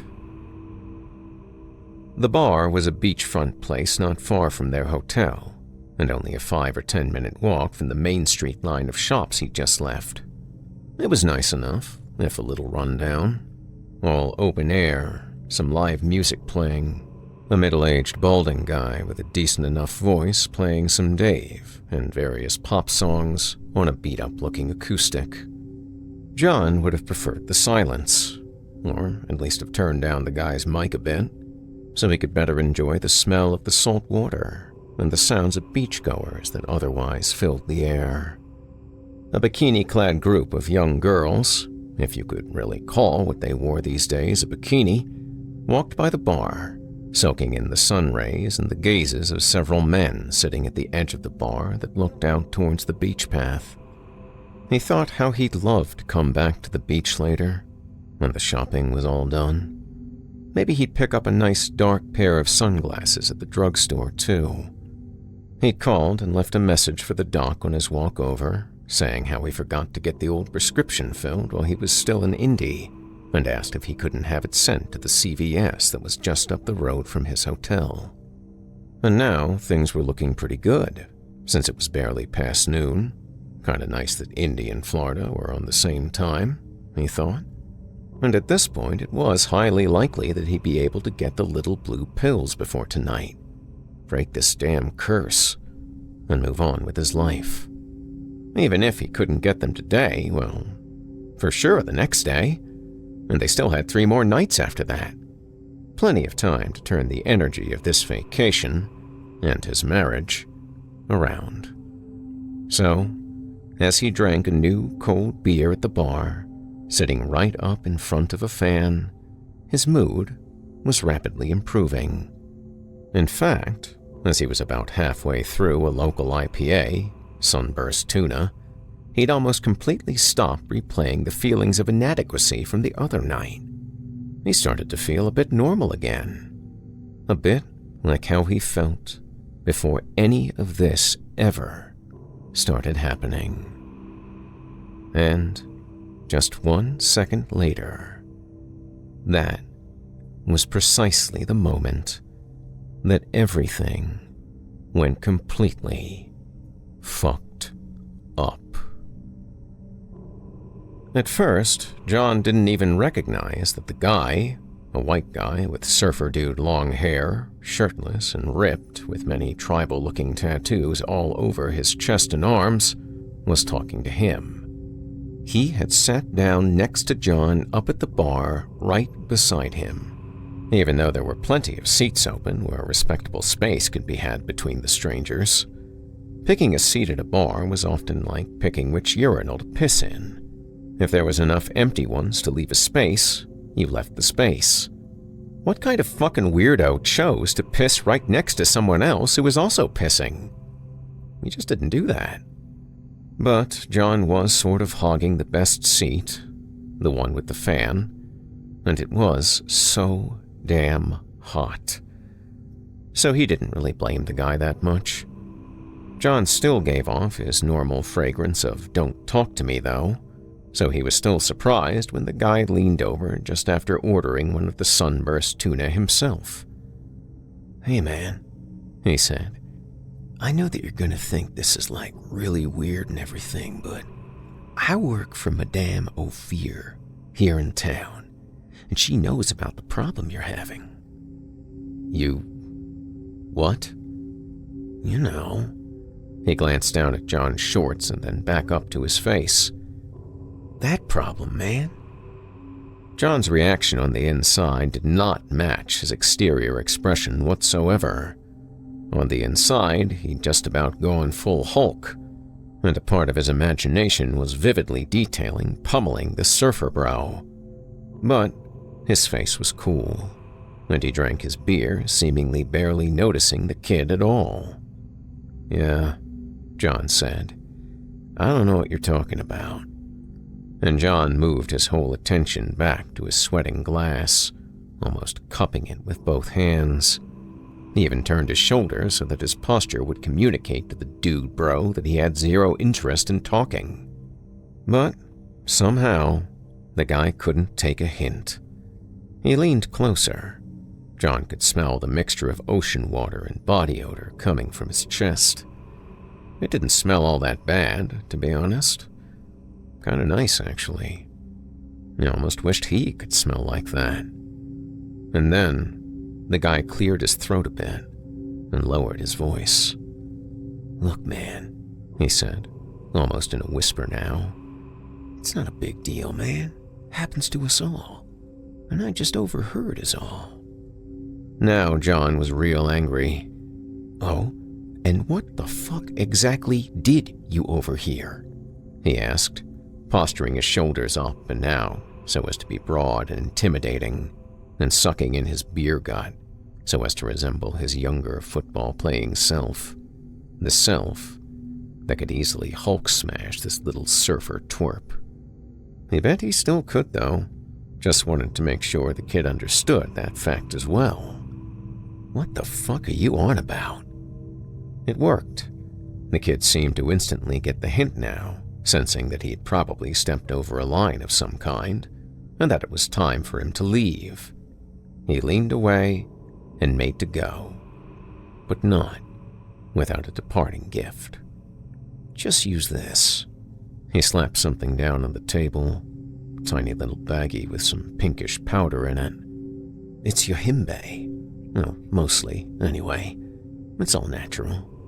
Way better than that pharma shit, at least. Come by Madame Ophir's if you want more."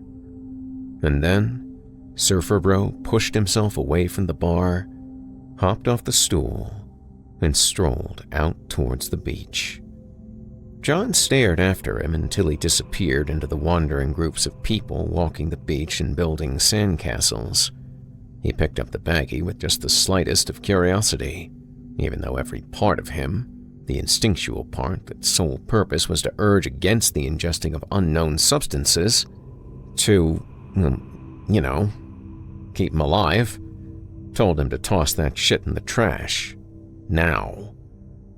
But the strangeness of the encounter had him curious, and the powder seemed to have a slight magical weight to it, an importance of some kind. From the weird fairy tale quality of that interaction, perhaps. He was so angry in the moment that the idea didn't come to him until much later. The fact that he'd never spoken a word about his problem out loud. Even if that kid had overheard the message he'd left at the doc's office on his way over, he never said anything about not being able to get it up. He said stuff like, didn't fill prescription, but made no mention of what the actual prescription was for. Somewhere he had intuited this fact, because he pocketed the baggie instead of throwing it away, even though his conscious mind regarded it as akin to poison, for all he knew. A moment later, the bartender brought back a fresh sunburst tuna and asked where the young guy had gone. John shrugged and finished his beer before heading back to his wife. "It's fine. Seriously. Diane said. "Let's just watch a movie." "Okay. That's great." "Fine," John said, trying and doing moderately well, all things considered, to keep his temper down. "No, it's not fine. I've got to piss. I'll be right back." "John, really, I'll pick out a movie. We can watch something after," he said, shooting a drunken grin at his naked wife, bouncing his eyebrows a little bit dorkishly. His anger, at least in this moment, was properly directed towards himself and not the gorgeous woman laying on their hotel room bed, tanned bare skin showing in seductive patches between the white sheets. He wanted her, and that was the biggest part of his frustration. It made no damn sense. He wanted her. He knew he wanted her. She wanted him. They'd had what turned out to be a very pleasant day. Gone to the beach, bought some crap, had a great and filling dinner filled with good conversation, talks like they used to have, back when they were still learning about each other. Something enlightening and engrossing and engaging. They'd stumbled back to the room and took each other's clothes off while passionately kissing. There was no reason at all that little John downstairs wasn't standing at attention. No fucking reason at all. And so, with that bit of frustration bottled up in him, aimed at a limp and unresponsive body part, he scooted to the bathroom, making sure to secretly drag his balled-up shorts with his foot as he went. The hotel room was so small that it was only about 3 steps. He didn't think that Diane noticed him doing it, but he didn't really care either way.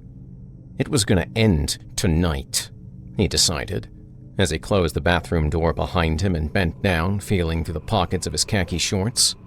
I can't take it anymore. Even if it kills me, this curse is done. Of that, he was certain. If not certain, then at least determined. But the plan had changed. The doc never got back to him. He even called again, following up towards the winding down period of the afternoon, about 4 o'clock, when he was starting to get nervous that maybe his masterful plan wasn't going to work. He'd also lost the patient attitude, the one that said, "It's all right, man. If it's got to wait until tomorrow night, no big deal." Diane was to blame for that change of heart. She hadn't ended up buying the socks, thank God for that, but she had bought 5 or 6 new bikinis and insisted on a try-on demonstration of them before they went to dinner. It was shortly after that John had checked the CVS app repeatedly and then called the doctor's office yet again. But he was sent to the answering machine, just as before, to leave a message. "A nurse will get back to you. But if you leave your message after 4 o'clock, please be aware that you might not hear back until the following business day. If you are experiencing a medical emergency, then please hang up and call 911. Thanks for fucking nothing, man. He had a good buzz on at this point, too. Not a good one, as in he currently felt good about anything at all, aside from the loveliness of his wife's body. In fact, he was starting to suspect that perhaps the alcohol was working against him in this specific scenario, an IQ over 120 level deduction, no doubt, but rather a good one in the sense that he was drunk, and he was drunker than he wanted to be, drunker than he had intended to be, and that did not help his anger, nor, apparently, his flaccid penis. But it did do something he had not expected it to, and something he had not intended it to do, and something for which many an alcoholic had gotten clean from the stuff. That little voice in his head, that little intuition, the one that was trying to keep him alive by rejecting the unknown substance handed to him by a stranger at a bar in a city he'd never been to before. That little voice was easily squashed and smothered, so that its squeaky, beeping sounds were like the muffled noise of a text message notification sounding off in the room across the hall. It meant nothing, At least, not anything that was pertinent to his waking mind. That survival voice, that voice of the proverbial Jiminy Cricket, and also the voice of your own parents and caretakers and any disciplinarian or loving babysitter you've ever had in your life, as well as the collective voice of survival itself, evolved from such circumstances just described, which were passed down and embedded in the human DNA. That voice was simply overpowered by the potent mixture of the need to rid himself of this sensation of shame, and the many beers he'd had and not yet pissed out of his system. The little pipsqueak that wanted to make sure he stayed alive had been manhandled by the desire to be erect, to satisfy his woman and himself, and to spread his seed, his genes. It was a more primal voice now that took control, one that was more consuming than the voice of survival. This was the voice of generational survival, of continuation. And he took that little baggie out of his shorts pocket and stared at it as he drunkenly wobbled back and forth in that cramped little bathroom, naked and sweaty and drunk and flaccid. And the feeling, that magical feeling of weight and importance that the bag of powder had exuded when he first touched it back at the bar, it was magnified now by 1,000. Diane was asleep beside him, beads of sweat still standing out on her breasts as they slowly moved up and down with the rhythm of her deep, satisfied breaths. She had these funny tan lines on them from where the bikini covered her skin, leaving it the pale tone she was in the winter. Last summer, she'd gone tanning at a place just before the start of the summer, so she didn't have this problem. You go topless in those tanning beds, he guessed, but he thought it was cute. The smell of the sweat and sex filled the room and was swept around and around by the flow of the air coming from the squeaking fan. He breathed it in deeply. It had been how many months since the last time they'd done it? He'd forgotten the smell of sex and found it superbly refreshing. It brought him back to when they first started hooking up, to the time they'd gotten busy in the back of his tiny Hyundai and subsequently both swore off of ever having sex in a car again. Back to doing it in her parents' basement before they'd got the apartment off of 86th Street. Back to when sex and love and adventure had all been intertwined and became some whole, new, perfect thing. That didn't really happen anymore, he reflected, listening to the sound of the fan, of Diane's deep, contented breaths, of the slight wind outside the glass doors that led, eventually, to the ocean. No, these days sex had turned into just something he had to do every now and then because his hand got boring after enough weeks.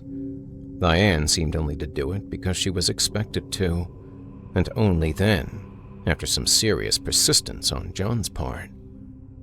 But tonight had been nothing at all like those mundane charades of sex that had become routine, and John's heart was still pounding triumphantly in his chest. The lovemaking had been fierce, ferocious, practically unlike anything they'd done in their 5 years of being together. It was animalistic almost, driven by pure passion. And he hadn't pulled out at the end either, a fact that had not yet entirely sunken in. The effect of the magic drug had been instantaneous. He wasn't really sure what to do with it or how to take it. He'd done a little quick Google search of the substance earlier in the day with little reward. The kid had called it Yahimbe. What fuck if John knew how to spell it? From what he could tell, it was some kind of a tree, the bark of some tree in Africa or something. Who knew how the kid had got it? Or who the hell Madame What's-Her-Face was doing hawking it around town, or how the kid even knew to give it to him. Again, he recalled the magical sensation of holding it when he first picked it up. Might have well have been magical. Holy shit! John had simply snorted the magical boner powder, unsure of what ingestion method was proper for such a thing. But, in his experience, drugs given to you in powder form were generally snorted. Though the alcohol had lessened his sense of self-preservation and the repeated shame had given him a new courage to try anything to win this battle, he'd still only done a little bump from the bag. Stuck only his pinky into the bag, got a little pinch of it up to his nose, and inhaled deeply. Burned like hell for a second, but after that, he was alive. Fuck, it was still there, coursing through his veins, coming in waves. His heartbeat, the one of triumph from having conquered this stupid curse, this string of bad luck, the triumph of having turned a flaccid dick into a fleshy, throbbing Excalibur of satisfaction, that heart was going to explode soon. As the high of his sexual victory had waned, he realized how frickin' jazzed up he still was. That's when he realized a few startling facts all at once. The first thing that he noticed, other than the pounding heart in his chest and sensation of having so much energy that his eyes might burst out of his skull at any moment, was that his vision had gone a bit funky. Things looked a bit psychedelic. The hard edges of everything around him had this rainbowy, shimmering visual effect going on. And if he shifted his focus from one side of the room to the other, things got all stretched out, like a glitchy motion blur effect. He also noticed that his skin was red hot, like 1,000,000 degrees even. He was completely nude, and the fan was on full blast, and the AC was cranking out cool air, but when he touched the flesh of his chest, it was fever hot. The other thing that he noticed was that his cock had become rock solid yet again. Painfully so. But he didn't have time to worry about any of these things, because before he could even register them properly in his mind, the animal came back. But whereas before the animal wanted to fuck, to reproduce, to spread its seed, this one wanted something else. God, he tried to resist the primal urges but was failing more every second, like an alcoholic staring at a mini-fridge full of bottles of booze. 1,000,001 rationalizations coursing through their mind all at once. Good God. It was like trying to hold your breath. At a certain point, it just became impossible.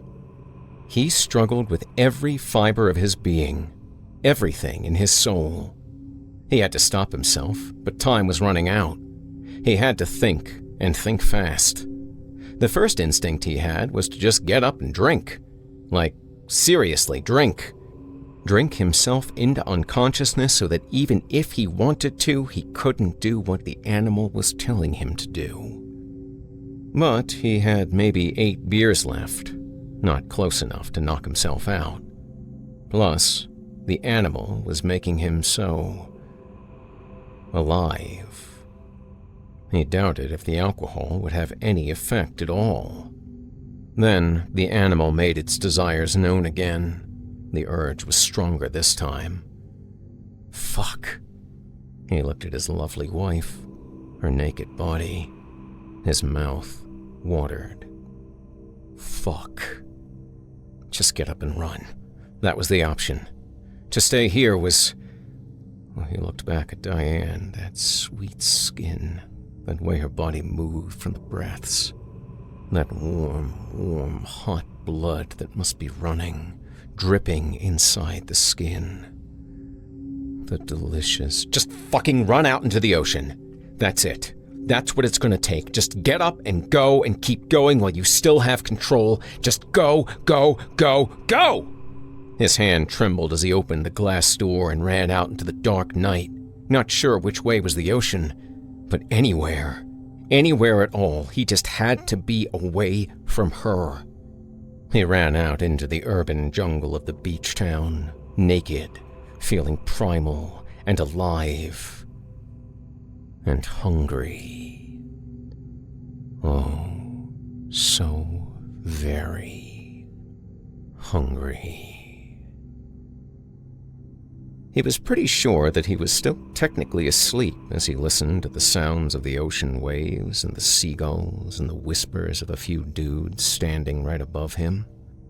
It was the water crashing up his bare legs, all the way up to his crotch, that finally woke him up. That, and a few nudges from someone's foot.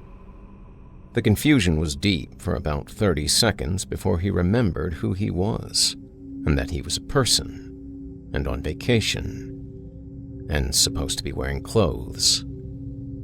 When he woke up, John Henry had a hangover like nothing he'd ever experienced in his life, and he was a good 100 yards into the sprint back to his hotel room before he truly believed he wasn't dreaming. Normally, when you wake up naked in public with no recollection of why you're there, or how you got there, you're dreaming, not in waking reality. The night before was a black hole in his memory. It was early in the morning. The sun had barely started to rise, so that was lucky. The beaches weren't very populated yet, and some surfer bros had the decency to wake him up. They'd done it so nonchalantly that he swore it wasn't their first time finding a nude man passed out on the shores. "Hey man," one of them had said, "you're gonna want to get, dude, before any cops get called, man." And get he did. He'd never run like that in his life. When he finally got back to his hotel room, he had in his mind the best excuse that he could think of. Just went out for a morning skinny dip before the beaches filled up. Nothing like going out in the great ocean in your birthday suit. But through some stroke of luck, Diane was asleep still, and he was able to sneak in without waking her and went straight to the shower to rid himself of the mud and sand that caked his body. It was while he was in the shower that he found all that red gunk stuck under his fingernails. And it was later, when he was brushing his teeth, that he found those clumps of long, blonde hair stuck between his teeth.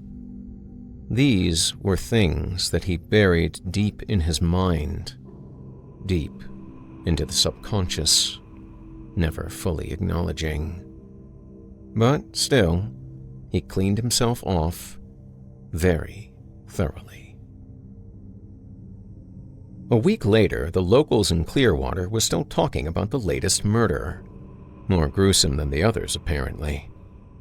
Robbie didn't really listen to the rumors, but he heard them come out of the gossiping mouths around him nonetheless. "There were literally bites, man! Chunks taken out of her arm!" "Oh my God!" "Uh-huh. At first they thought it might have been a shark attack." Normally, rumors would exaggerate the nasty details, but here they were made more tame, so there wasn't much point to listen to them. They just didn't know what they were talking about. He'd never read a newspaper in his life, and never planned to either. Besides, he knew more than the rumors or newspapers would ever know. He knew the true extent of the violence. Hell, he even knew who the killers were. Madame Ophir picked them out. He wasn't sure how she did that. Asking questions wasn't in his nature, which was probably why she liked him so much. But once she'd picked them out, Robbie'd go and just very casually slip them the good stuff. He marveled again at the way it happened, as he sat waiting at the bar at Carlton's on 7th. Like clockwork, every time. Never failing. A man. His name, Madame Ophir had said in that trance-like voice she always had.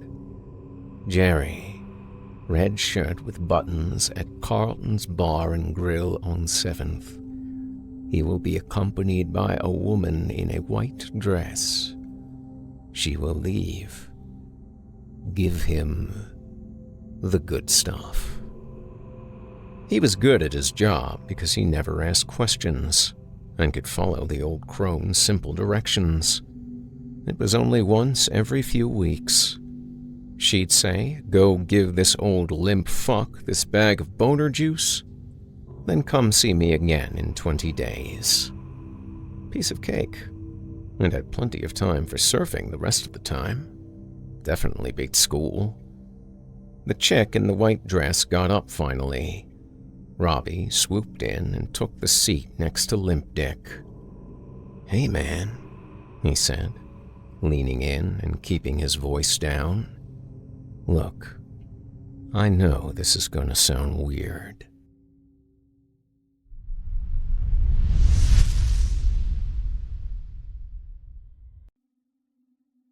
Nothing came to Phosphor Flats unless it came to die. That's what Calvin's dad told him, so that's what he believed. Even at 13, he was pretty sure he knew the truth when he heard it. Nothing good had ever come from the small, dusty town, and little had ever come all the time he had lived there. And considering he'd been born and raised in Phosphor Flats, that's saying a mighty lot. So the afternoon, a fancy wagon rolled into town. Calvin couldn't help but wonder what it was here for. It sure as heck didn't look like something that came here to die. The wagon was a huge thing, the size of a small house drawn by a pair of even larger oxen.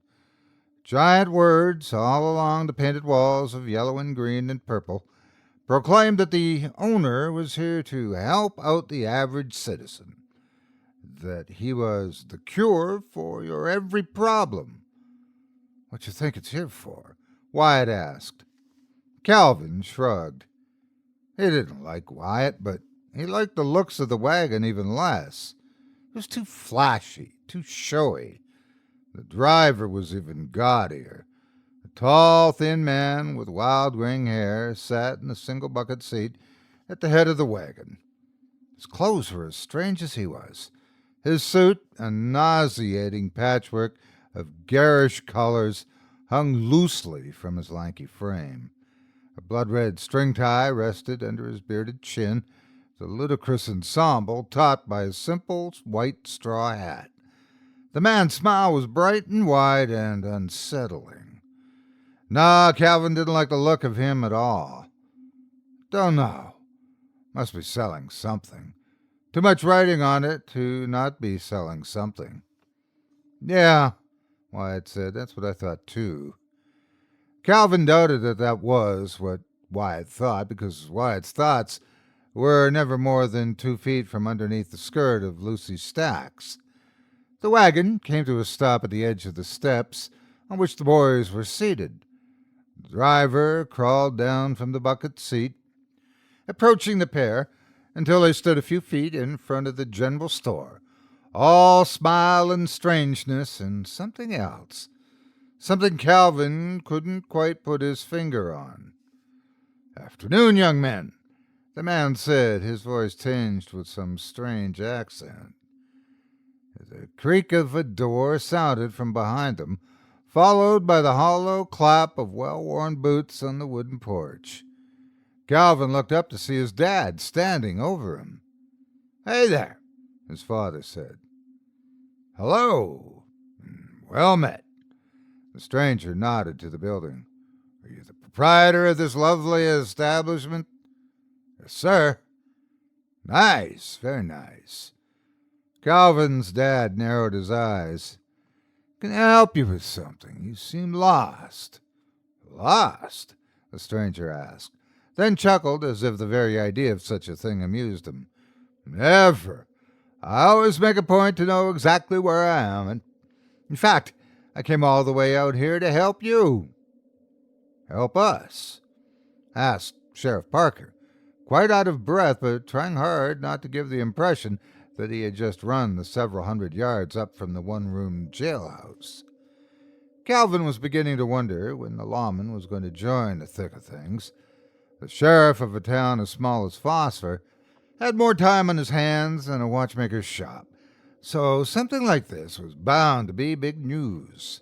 And speaking of news, the street was starting to fill up with folks. Men, women, and children all filed out into the late afternoon to see what the heck was going on with the stranger and his alluring wagon. On an average day, most of these folks would have been back at their farms and ranches, working the land or tending their herds. But the stranger had rolled in on a Saturday, a day when nearly all of the town folk were about, sharing fellowship as well as gossip. Sheriff Parker joined Calvin's dad on the steps and asked, "What kind of help, mister?" "Elijah F. Topplepot, at your service," the stranger said, then held his arms out and bowed low, almost to the ground. Calvin's dad snorted. "And what service would that be?" Topplepot lifted his head, that eerie grin a mile wide, as he eyed Calvin's dad a moment before he said, "Why, I'm here to get rid of your rat infestation." A gasp rippled through the assembly of townsfolk. Sheriff Parker's head cocked back at the words, as if he couldn't believe the man had just said them. Calvin's dad shot Parker a sideways glance, then gave his son a quick frown. Calvin could hear Wyatt swallow hard beside him. Everyone seemed surprised, and rightly so. How could a complete stranger possibly know that Phosphor Flats was facing one of the worst rat infestations in the small town's history? It started perhaps a month ago, just little signs here and there, nibbles taken from cornbread left to cool, holes in flour sacks, apples half-eaten right in the barrel. Nothing out of the ordinary for springtime in a rural town. Then people started to see them. Rats swarming over the wheat stores, rats piled up in the fruit bins, rats swimming up and down Dewey Creek. And not just normal run-of-the-mill vermin either. No, these rats were the size of cats, with tails almost twice as long and crimson eyes that flashed in the dark, hinting at an unusual intelligence. They didn't seem scared of folks at all, either, hissing and biting whenever a human approached, instead of scurrying off to find safer fare. And they were unstoppable. In fact, the town had just held an emergency meeting on how to handle the problem, which resulted in the singular suggestion by Doc Jenkins to poison the entire lot. This would have been a fine idea, save for the fact that the town housed neither the required amounts of poison nor anyone with the wherewithal to purchase it. In the end, it was agreed that everyone would do what they could, which turned out not to be a whole lot. "You've got to be kidding me," Parker said. Topplepot raised himself to his full height, almost offended by the remark. "I never jest about my line of work, gentlemen." "Forgive us for sounding ungrateful," Calvin's dad said, "but we're just a little surprised. How did you know that you had a rat problem?" Topplepot asked over him. "It's my business to know. But, more plainly put, I've been chasing this infestation for nearly a year now." "Chasing?" Parker asked. "Yes, chasing. Why, I've been trailing this little pack of particular pests all the way here from Three Forks Way." Calvin's dad's eyes went wide. "That's over 100 miles. The man nodded. "I know, and I'm afraid my companions here have felt every inch of it." He paused to pat the rump of the nearest ox, which turned in place to stare at his master with distaste. Calvin swore the man sneered at the oxen, giving them a look that said they should keep their snouts shut if they knew what was good for them. Then the man turned back to the now sizable crowd and began to do what Calvin could only describe as putting on a show. "Ladies and gentlemen, I am a man with a purpose. I've been from the Mississippi to the Rio Grande. I've traveled from the Appalachians to the Pacific Ocean. I've seen many a fine town along my way. And may I stop to say for a moment that this is a lovely little place you have built here. Very nice indeed. But as I was saying, I've seen many a town along the way. Towns just like yours, overrun by the very same vermin that taunt you even as we speak. Some of these towns I was able to assist. They welcomed a modest working man like myself to take on their worries and lift them from their fears, driving the very source of their concern from their settlement, freeing them from their vexation by proper extermination. A wave of excitement ran through the onlookers. Calvin had to admit that he was even curious. Could this man do what he claimed? Could he exterminate the problem? The man's eyes narrowed and his voice took on a cold clip. But then there were some, only a few, mind you, who doubted my talents. Towns who thought they could handle the vermin on their own. My good people, I stand before you today humbled by the experience of what I saw, of what happened to those poor, poor citizens who took my serious profession into their own hands and their own doom. He hung his head and fell quiet. The crowd looked to one another. Everyone wanted to know what Topplepot saw, yet they were afraid to ask. But not Calvin. What did you see? He piped up. Topplepot cocked his head at Calvin as he said, Nothing. The crowd gave a collective groan, disappointed by the response. The man drew a deep breath and started his tirade again. Nothing at all was left of these villages by the time the rats were done with them. Everyone fell into a shamed hush. Topplepot's voice echoed over their silence. I'm not here to tell you good townspeople that what you're dealing with is no ordinary breed of rat. They're vicious, they're violent, and they're not to be underestimated. But I, Elijah F. Topplepot, am here to do whatever it takes to rid you of this plague brought upon your lovely town. I will try, no, yea, verily, I shall rid you of these beasts once and for all. A gentle applause rose from the group, though most looked as if they were in some sort of half-trance brought on by the man's sing-song voice and wild eyes. How? Calvin asked. Topplepot turned to Calvin, a bemused look on his thin face. Excuse me, son? Calvin shrank under the man's gaze, but those eyes couldn't kill his curiosity. How? How are you going to do it, sir? Topplepot gave Calvin an all-too-knowing wink. I'm glad you asked, young man. So very glad you asked. The man stepped to the back of the wagon, where a red lever ran flush against the bulk of the wood. With a grunt, he gave the lever a sharp yank. At the pull, all four walls of the wagon fell away, unfolding and slipping back like the wings of an exotic bird, until there was only a platform between the wheels. Upon the platform sat a contraption unlike anything Calvin had ever seen in his short life. Ladies and gentlemen, Topplepot said, I give to you the Calliope. It was as garish as the wagon, as gaudy as the man, made up of bright colors and even brighter cogs.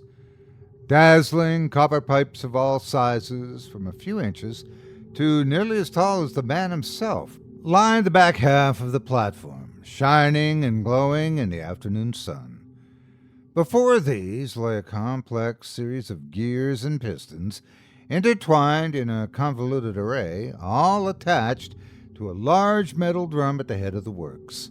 The drum itself was covered with bumps, mounted on a single arm and braced against a line of small metal thumbs. At the front of the mechanism, near Topplepot, was a small board with a series of buttons and pulls and switches, and a single hand crank. Would you like a demonstration? Topplepot asked. Calvin nodded. He very much would. The man turned to his machine, pulled at the pulleys, and pushed a few buttons, then flipped a few switches before he said, This is on its lowest setting. Just a small taste of what it can do. But I think you'll find it will satisfy any more questions you, he paused and nodded to Calvin's dad, or anyone else might have. Topplepot turned the hand crank, spinning the drum against the metal thumbs, and the air came alive with faint music. It was a light, subtle, and carefree tune, full of soft whistles, bright whirs, and clicks. The gears kept exquisite time, spinning the drum into the metal thumbs, which flicked against the bumps, feeding the resulting pattern into the pipes, where The music poured forth. The tune was lovely, made Calvin want to smile, but he didn't understand what good it would do until he realized for whom the music was intended. Rats, a good 100 or more, came pouring from the general store, filing into the street in a single brown, obedient line. Women screamed. Men grunted in disgust. Everyone scooted to the far side of the street as the rats lined up in front of the machine and its absurd tune. There the vermin sat, all red-eyed but passive, as if waiting for their next musical command. Topplepot paused in his cranking long enough to flip a few more switches before he started again. A new tune emerged, similar to the last, but with a few notable differences. At the sound, the rats turned as one, heading down the street, shuffling quietly out of town, until they were almost out of sight. Topplepot released the hand crank, the music stopped, replaced all at once by a thin popping sound, like the noise of a gun being fired from very far off. In the distance, the obedient line of brown burst into a hazy cloud of red, then was gone. The crowd was breathless, as well as silent. "There you are, ladies and gents," Topplepot said, "and for the simple fee of only $1,000, I can rid your entire town of your nemesis." No one said a thing, except for the sheriff. "Well, then," Sheriff Parker said, as jovial and as warm as the man had ever been in his life, "let's find a place for you to put them oxen up while we discuss the terms of your contract." Calvin's dad caught Parker by the arm before he could make his way down the steps. He whispered, "What do you think you're doing?" Parker whispered back, "This man can take the rats away. It's the answer to our prayers, David." Calvin's father looked back at Topplepot a moment before he added, in another whisper, "But we don't have what he's asking, not even among all of us." Parker gritted his teeth and hissed through them, "Yes, but he doesn't know that. Just keep your trap shut and follow my lead."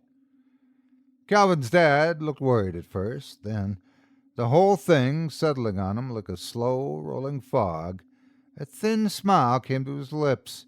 He passed a glance over the crowd, where just about everyone was smiling, as wide as he, and gave a sharp nod in agreement.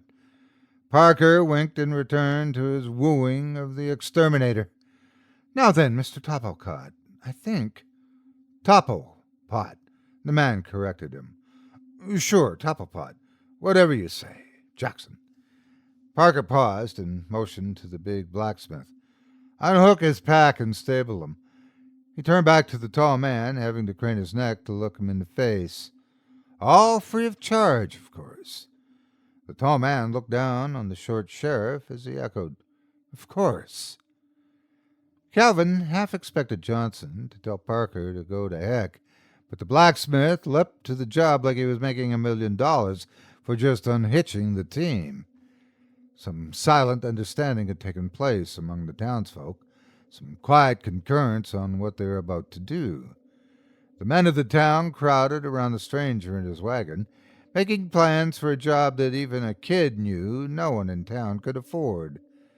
They ushered him into the Jack's Tavern, everyone talking at once about how glad they were that the man showed up just when he did, how lucky they were that he rolled into town, and how relieved they would be when this was all over. Calvin and Wyatt snuck around the side of Jack's Tavern so they could listen in on the proceedings. Over the next few hours, a deal was struck. For $1,000, the man would drive the rats out of town that very evening. $1,000. That kind of money was unheard of in a small town like Phosphor Flats. Calvin couldn't believe that a man as clever as this Topplepot appeared to be would even begin to imagine that anyone here could have $100, much less $1,000. Topplepot was treated like a hero for the job he had yet to accomplish. He was given things the town folk could provide, a fine meal, a few healthy drinks, and all the local stories he could stand. When sundown arrived, the man was in good humor, to say the least, and maybe that was the plan after all. Calvin could only watch and pray the adults knew what they were doing. Out of all the places I've visited, Topplepot said as the crowd gathered again outside the general store, I do believe I like Phosphor Flats the best. Calvin hoped the man remembered that fondness when the bill came due. How does your machine work, mister? Harmonics, Topplepot said, as if that explained everything. Har what? Calvin asked. Harmonics, the man repeated. He gave a little sigh when he realized that Calvin was confused. All sound transmit to the brain via the ears in the language of wavelengths. And these waves are the very same thing your brain itself speaks to your body through. So, you with me so far, son? Calvin nodded, but it was a lie.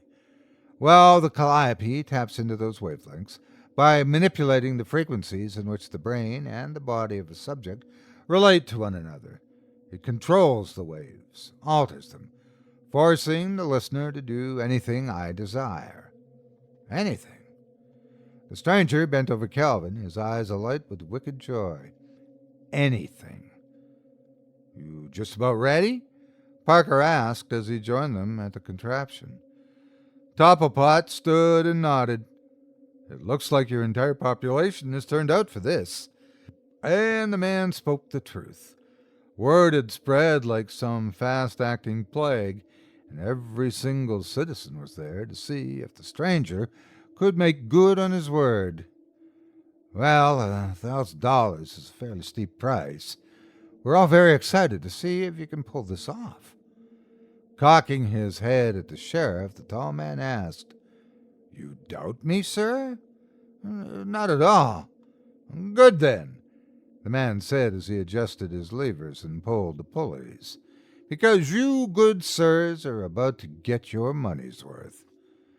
With that, Topplepot turned the hand crank, and the same soft tune from that morning played, only this time it was a great deal louder. Calvin, as well as many of the other townsfolk, covered his ears, wincing at the mind-numbing volume of the comical music. This should be loud enough, Topplepot shouted over the cacophony, to reach from farm to ranch, all across your town. Calvin's dad, who was also covering his ears, for those closest to the Calliope were getting the loudest dose, nodded at the stranger.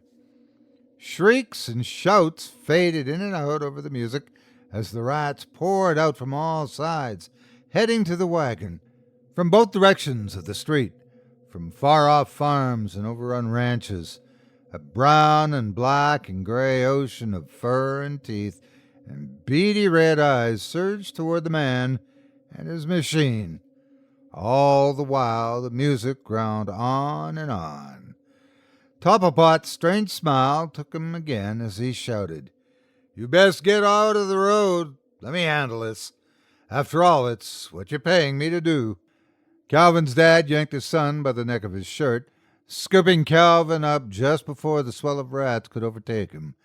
The townsfolk stood on the porches and steps all along the roadside, watching in wonder as rats upon rats upon rats scrambled to get to the source of the music. A squirming, living flood poured down Main Street as the source of the town's worry came to seek its own doom. For several minutes the music played, drawing in its quarry, drowning its prey in the sweet, seductive tune. Like a sharp slap to the face, a sudden silence landed on the crowd. Topplepot adjusted his levers just before he started the music again, turning the crank as he shouted to the rats, Get on out of here! I'm done with you. Go on, take your rest now. The rats obeyed by splitting into two packs, turning tail and fleeing town by either end of the road. It didn't take long for the vermin to reach the limits of the town proper, where, one by one, the bursting began. This time things weren't quite far enough away for the dramatics of a simple red cloud. No, this time Every bursting rat was accompanied by the horrible visual of dripping death and the stench of steaming life spilt on the dry earth. But regardless of what happened to their brothers only steps ahead of them, the rats behind marched forward to their fate, exploding just as they reached the outskirts of town, until every last one of them was gone. Topplepot released his crank, the music stopped, the town fell quiet. "Ladies and gentlemen," Topplepot said, "that, as they say, is that." A great whoop went over the small crowd. Applause thundered in Calvin's ears as the townspeople rejoiced in the man's wonderful accomplishment. Topplepot was all smiles and modesty, nodding at the heartfelt shouts of gratitude, waving at the appreciation. Parker was the first to approach the man again, his hand held out.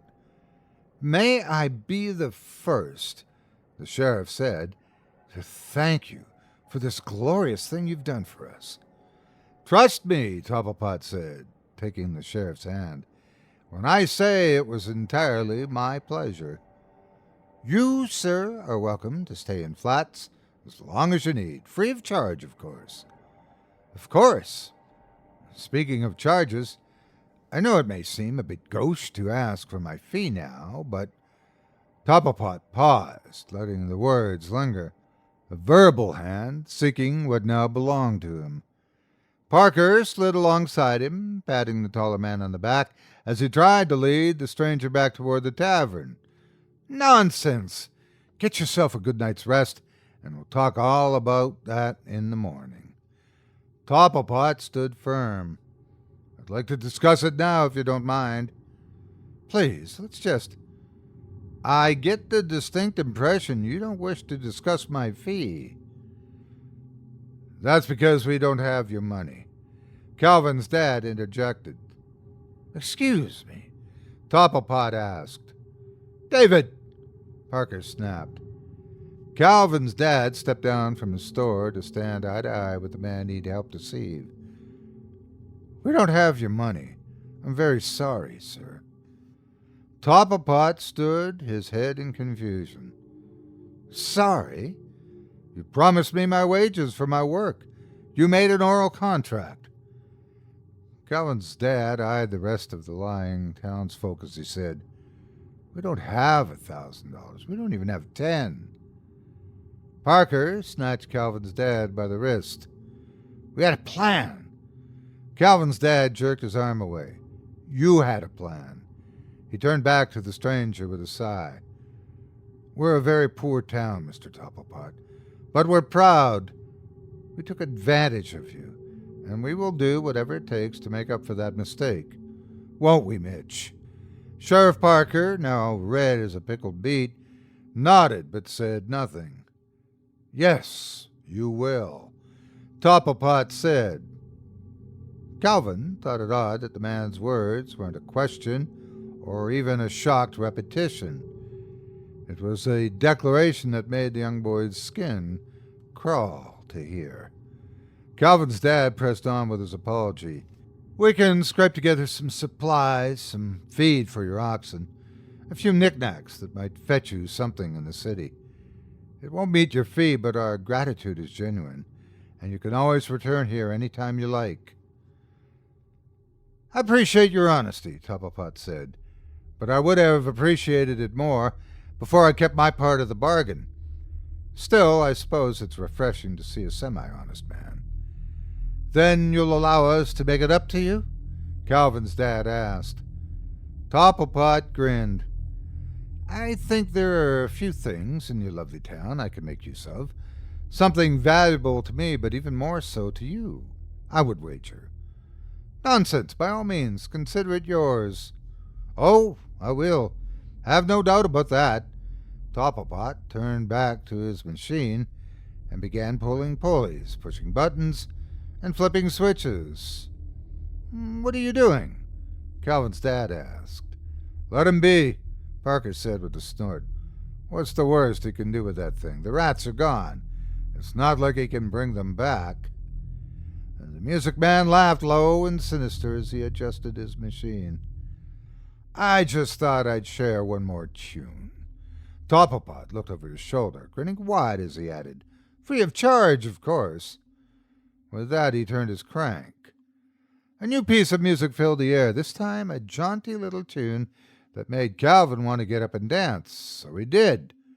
Without hesitation, without a thought as to how he looked or acted, he leapt to his feet and began a silly little jig. He didn't even know how to dance, and there he was, capering like a wild goat on a spring morning. And not just him, either. No. Wyatt had leapt from his seat across the road, shimmying and shaking in the dirt. Lucy Stacks was dancing close with Bobby Hanson. The Packard twins were waltzing across the street. In fact, all the kids from town, all 30 so of them, were dancing up a storm right in front of Topplepot and his marvelous invention, all to the tune of a driving, cheerful beat. They were having the time of their young lives. The adults, however, weren't. They started to shout and cry, holler and plead for the children to stop dancing. "Stop this madness!" Calvin's dad yelled. He grabbed up Calvin, holding him by his shoulders from the ground. But even this didn't stop him.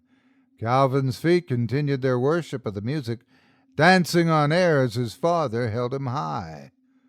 "You!" Calvin's dad growled at Topplepot. "You're doing this!" Topplepot shrugged as he flipped a single switch on the machine. A little tin whistle was added to the jovial music.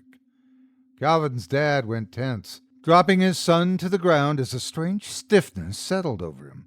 It was as though he had been glued to the spot by the same tune that Calvin had been dancing to. Calvin glanced up to his father to see a look of worry and shock. He wanted to tell his dad it was all right, that the music made him happy inside, but he couldn't. He opened his mouth to speak, but nothing came out. Then his father got big, really big. In fact, the whole world got big all around Calvin, because he was shrinking. So were Wyatt and the Packard twins. But they weren't just getting smaller. They were getting hairier and toothier. And Calvin just about knew what was happening when he caught sight of his own long tail. All of the adults watched, frozen to the spot, as their children twisted and danced and shrank into beady little-eyed rats. The rats that snapped and growled, rats with bright red eyes that spoke of an impossible intelligence. Topplepot laughed as he fiddled with the dials. "I warned you, those who don't take my services seriously pay the price, one way or another." A brand new tune reached Calvin's tiny ears, and with it he felt a powerful hunger overtake him. A hunger for meat, raw and chunky, and red with blood. It was unlike anything he'd felt before. It struck him in the belly, driving Calvin to seek sustenance right away. But what could a little rat boy eat? What kind of meat was so plentiful, so within his reach, and so very fresh? Calvin heard his father's cries before he knew what was happening. At the back of his mind, somewhere that used to be the little boy, he knew he was doing wrong. But the meat was so tasty, and the music made him so hungry. Yet, in truth, the melody had stopped long before. Shrieks were the only music now, as Topplepot turned his attention to the packing away of his glorious machine. Calvin chomped, chewed, and swallowed over and over, until he was perched upon nothing but a pile of red raw bones where his dad once stood. How long does it take for a pack of rat children to eat an entire town? Long enough for one man to hitch his wagon team and store his goods. Ready to go, Topplepot turned to his new flock, his smile wider than ever. "Are we all full now?" The rat children tittered with excitement. Topplepot mounted his wagon, settling into the bucket seat as he pulled a penny whistle from his garish jacket. "Meet you at the next town, then. Try not to be so aggressive this time, children." He blew into the whistle, A short, sharp tune, at which Calvin, Wyatt, and all the town's children scurried away.